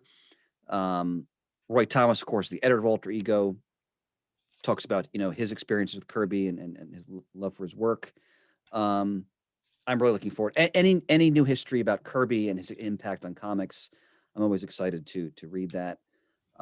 Again, when I finish that Stan Lee biography, I'll talk more about how that writer approaches the Lee Kirby controversy. And Shane, be very excited about back issue 128. I was just Bronze call Age that out. TV tie-ins. Yep, I was just gonna call that out, Chris, because this is made for Shane. Oh my God, yes. It's funny too. I just watched a YouTube video on McDonald's Land. Those old commercials that I was watching those in January, completely by accident too. I was brought to it by I watched that Bee Gees documentary they had on HBO Max, and there was a clip of an old magical Burger King commercial with disco, and that led me down a rabbit hole to McDonald Land. And by complete coincidence, I learned that it was the 50th anniversary of the McDonald Land campaign. It started January of 1971. Wow. Well, and the reason I bring it up is that they just did a Yesterworld on the McDonald Land campaign, and how that giant lawsuit came up between the HR Puffin stuff. Right, the Croft brothers. Exactly. Yeah, that they were, they were solicited to work on the campaign and were then told the campaign was not going forward, and then the campaign went forward. and for years they didn't get the money that was coming to them until eventually they got over $1 million because and McDonald's had to stop the campaign essentially. So that's why a whole bunch of this the campaign wasn't seen again. Forgive me. Was this the campaign where they had the classic McDonald's characters cavorting around like people in costumes and Yep, Mayor McCheese, Hamburglar, Big Mac, they all got their start in 1971. Grimace.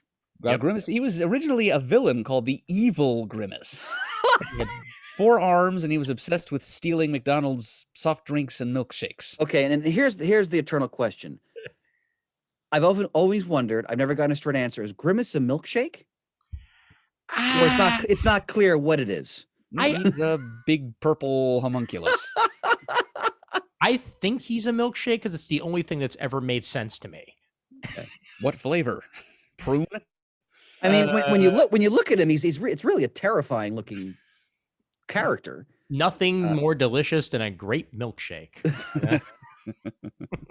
But it makes sense, Ian, because that totally reminds one of HR Puffin stuff. Oh yeah, yep. I never knew that story. Okay. Yeah. And so anyway, this magazine goes into everything from the Bionic. It's all about comic adaptations of Bronze Age TV. Everything from the Bionic Woman, Dark Shadows, Emergency. I loved that show when I was a kid. HR Puffin stuff, even Lancelot Link, Secret Chimp. I did not know there was a Hee-Haw comic book. I didn't either. So I kind of want it now. and now, of course, my brain goes to The Critic, which also led to a screen name of mine for a while. We interrupt Hee-Haw, The Next Generation, for this important news bulletin. They had all the Star Trek The Next Generation characters dancing to Hee-Haw. That was one of my favorite Critic clips right there. Oh boy. Anything else, gentlemen? There's another one on that very same page, actually, right next to it, by 215 Inc. The Kitchen Witch graphic novel. A Manhattan kitchen's geography becomes a fantasy landscape. Hanging pots become floating iron islands. Grills become steaming ore fields. A new Narnia garnished with culinary flourishes. All right, they have me interested. Well, We do enjoy our culinary comics, don't we? We do, and this seems right in that zone. Yep, I'm going to put All right. my mark on that too. Yep, yet again 335 for that one. Something else to two things to mention here that are exciting. One on page 342 from Valiant. Andy Diggle did a run on Shadow Man, and this is the complete collection. I haven't read this, but I love Andy Diggle. I've never read anything by him I didn't enjoy, so that's why worth checking out. And then I almost missed this on page 344. I wouldn't have allowed you to miss it, Chris. Murd. He brings the machine gun belts to the foxhole again. Oh my God. Wow. New concept from Christopher Cantwell. Yep. My nominee for Breakthrough Talent of 2020. Yep. I'm getting this. This might also be your nominee for Best New Series, for all you know. Yeah, we'll see. I love that Rocketeer tribute cover for that they have there. Oh, beautiful. Yep. The concept. The Blue Flame is a cosmic hero. The Blue Flame is a DIY vigilante that fights crime on the streets of Milwaukee. The Blue Flame is a blue-collar HVAC repairman named Sam Brosum. In the wake of a horrific tragedy, the boundaries of the Blue Flame's identity blur even further. Now, before a universal trial, the Blue Flame must prove that humanity is worth saving. But in order to do that, Sam Brosum has to save himself. Can he? What was the name of that character again, Murd? I didn't quite hear it. It was the Blue Flame. Okay.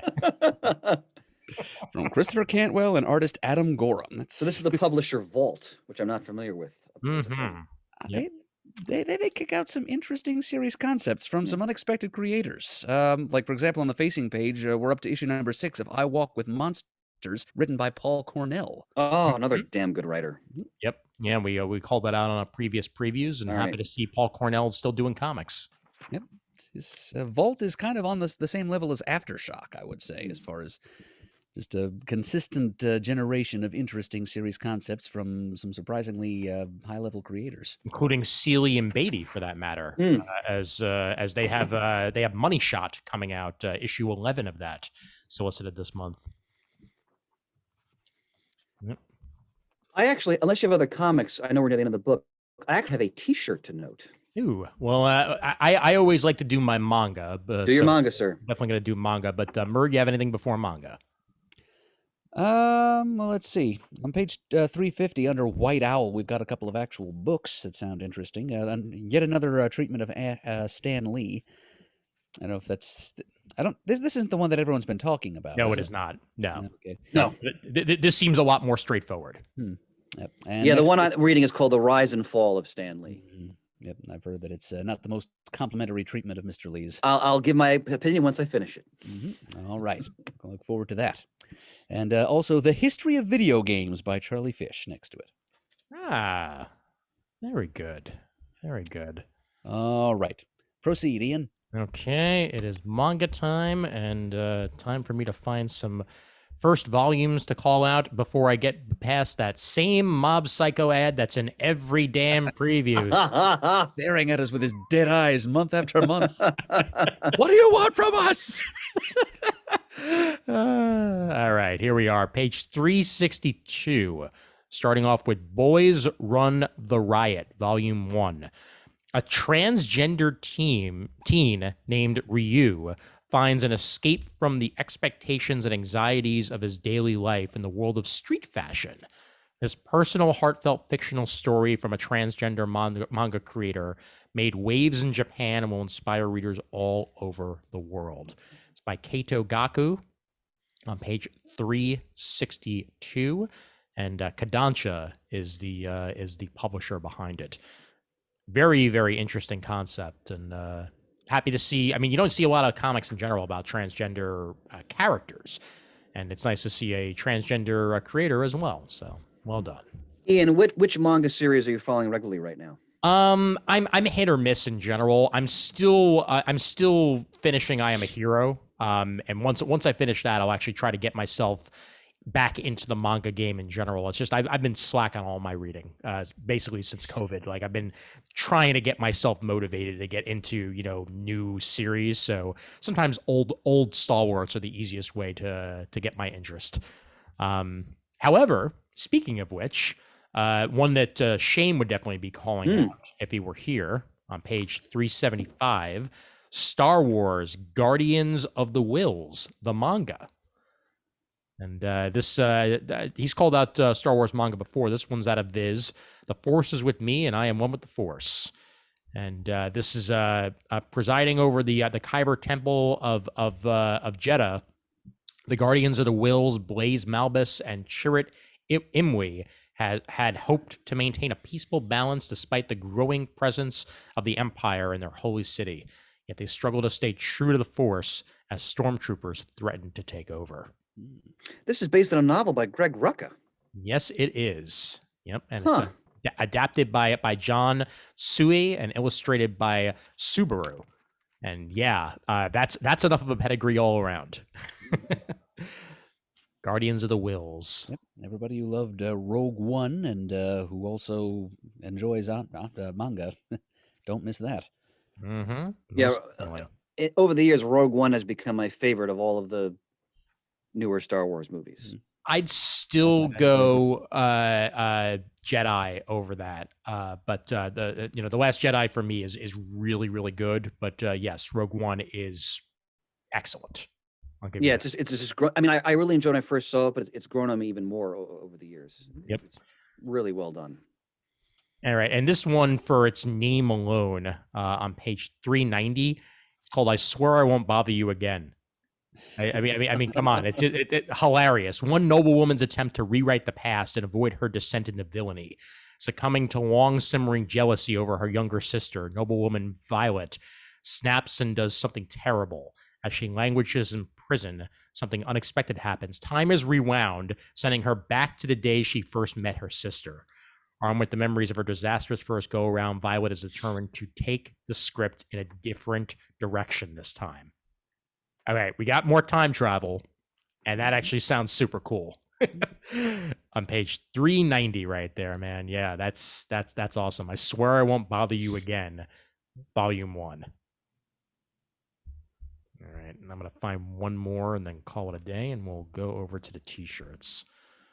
Actually, I think that might actually be it. No, never mind. T-shirt time. What do you got? So for us? I always look at the T-shirts every month.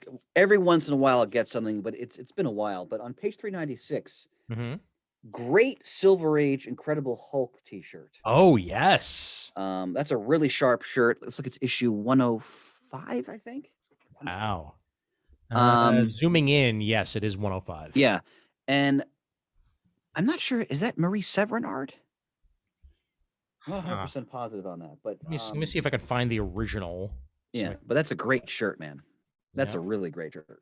Let's see. So looking at the original, Volume 1, the penciler, you are indeed correct, sir. It is Severin. Well done. I still got it sometimes. Yep, and for comparison's sake, may as well bring this in there. Let's just switch the share over real quick so you can see what it looks like. This was the original, the non-green version. Yep. So great shirt. Yep. And just to revive an old tradition, I always like to point out one bit of tchotchke from the previews.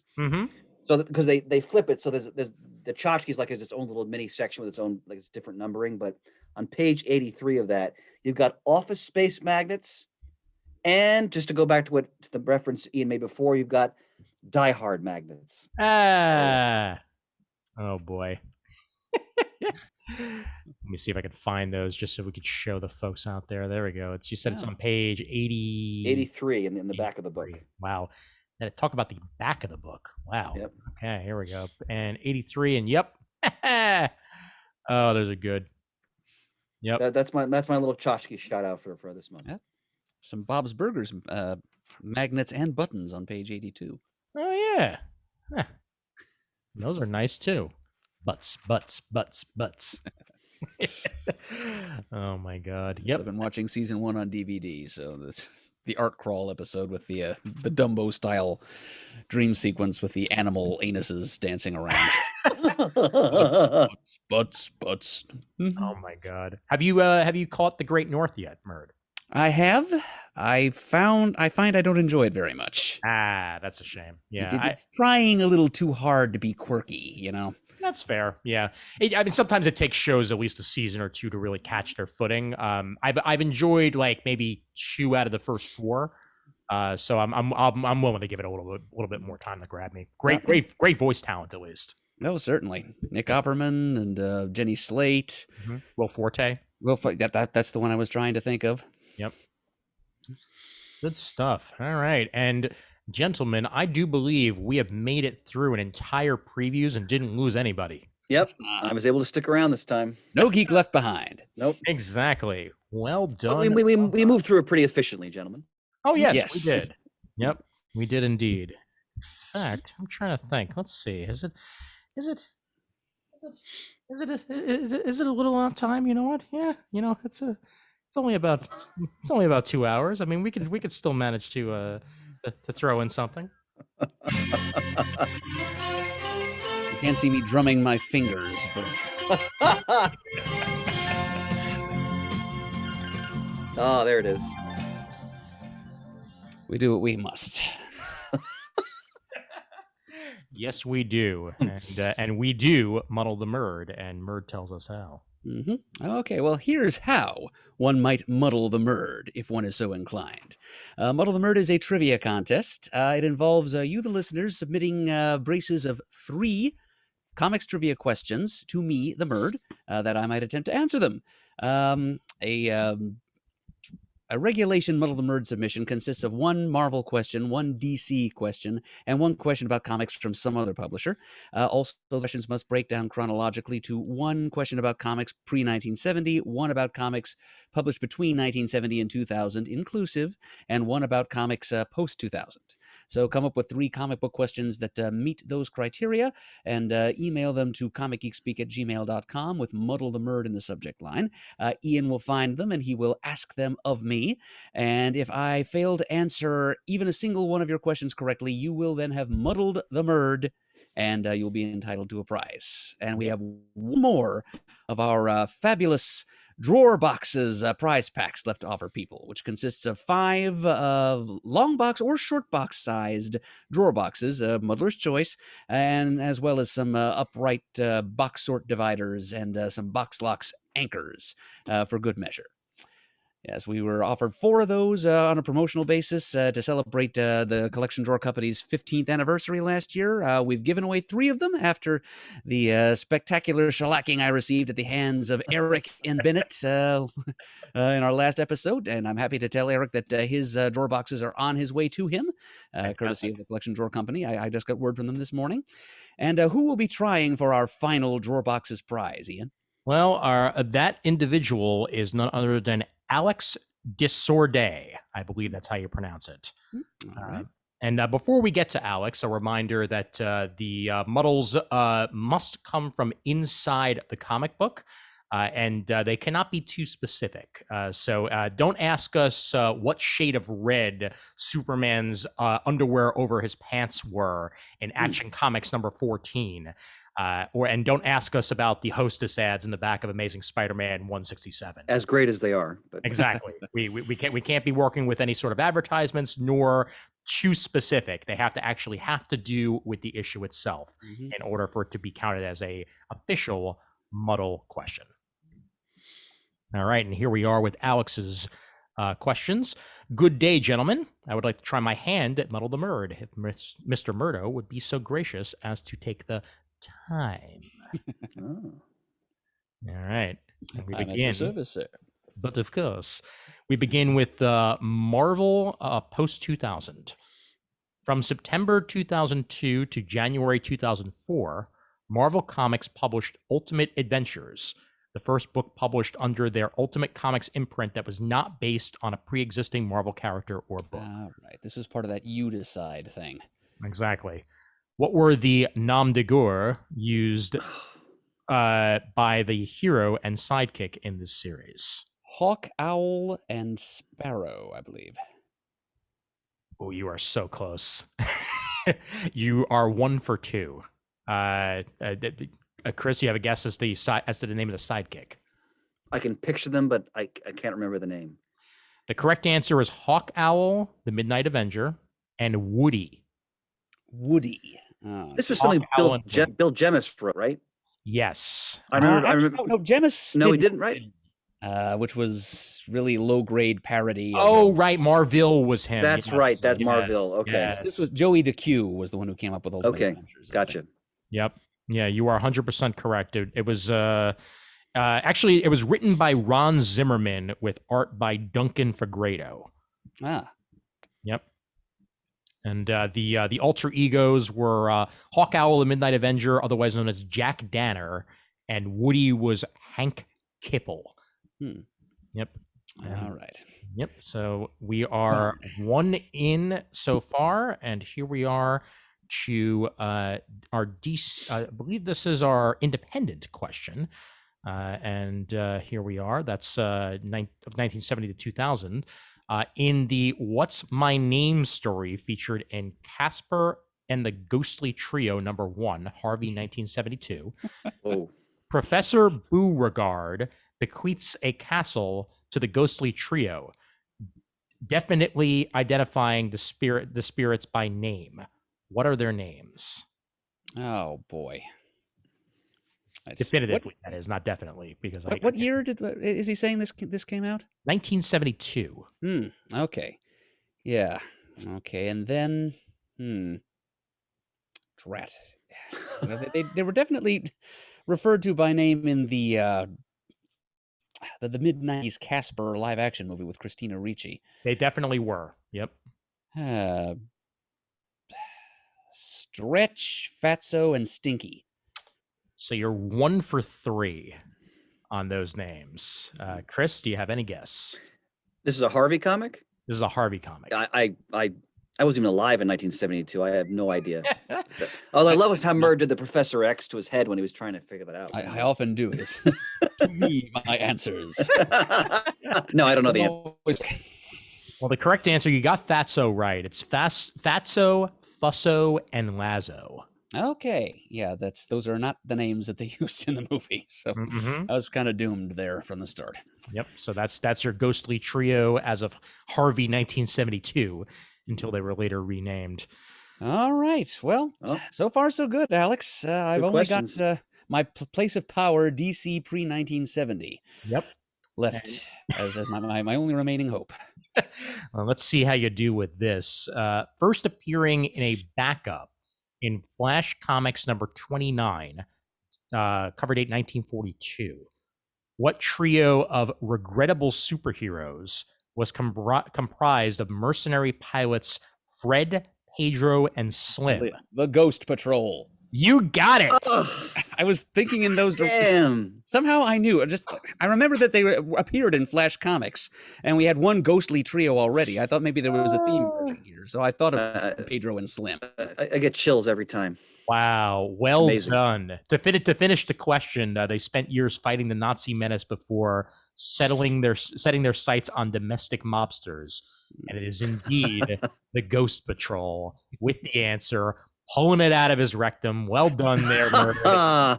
You made it happen with the avoidance of the muddle. Mm-hmm. It seems I had a ghost of a chance after all. Well, that was Levinstein day for an excellent romp through the muddling grounds today. Yes, indeed. And he's otherwise known as Alex the Geek Librarian. That's how he signs off here with his muddle. But, great questions. Yes, do try again, Alex. These were very, very good questions. So well done. I'm so close, so close. By the way, we should mention, because I wanted to bring this up, that this month is the 16th anniversary of our podcast. That is very true. Yeah. We actually hit the day, I think last week, if I remember correctly, because I think Pants noted it on the Facebook page. Yep. Yeah, because I think episode 1, let's see, when did episode 1 hit? I got to go back into the archives to actually find that. But yes, it was this last week. That much I definitely know, because it's hard to believe, gents, that it's been 6 years since we came together in Pennsylvania for the 10-year anniversary. That's crazy.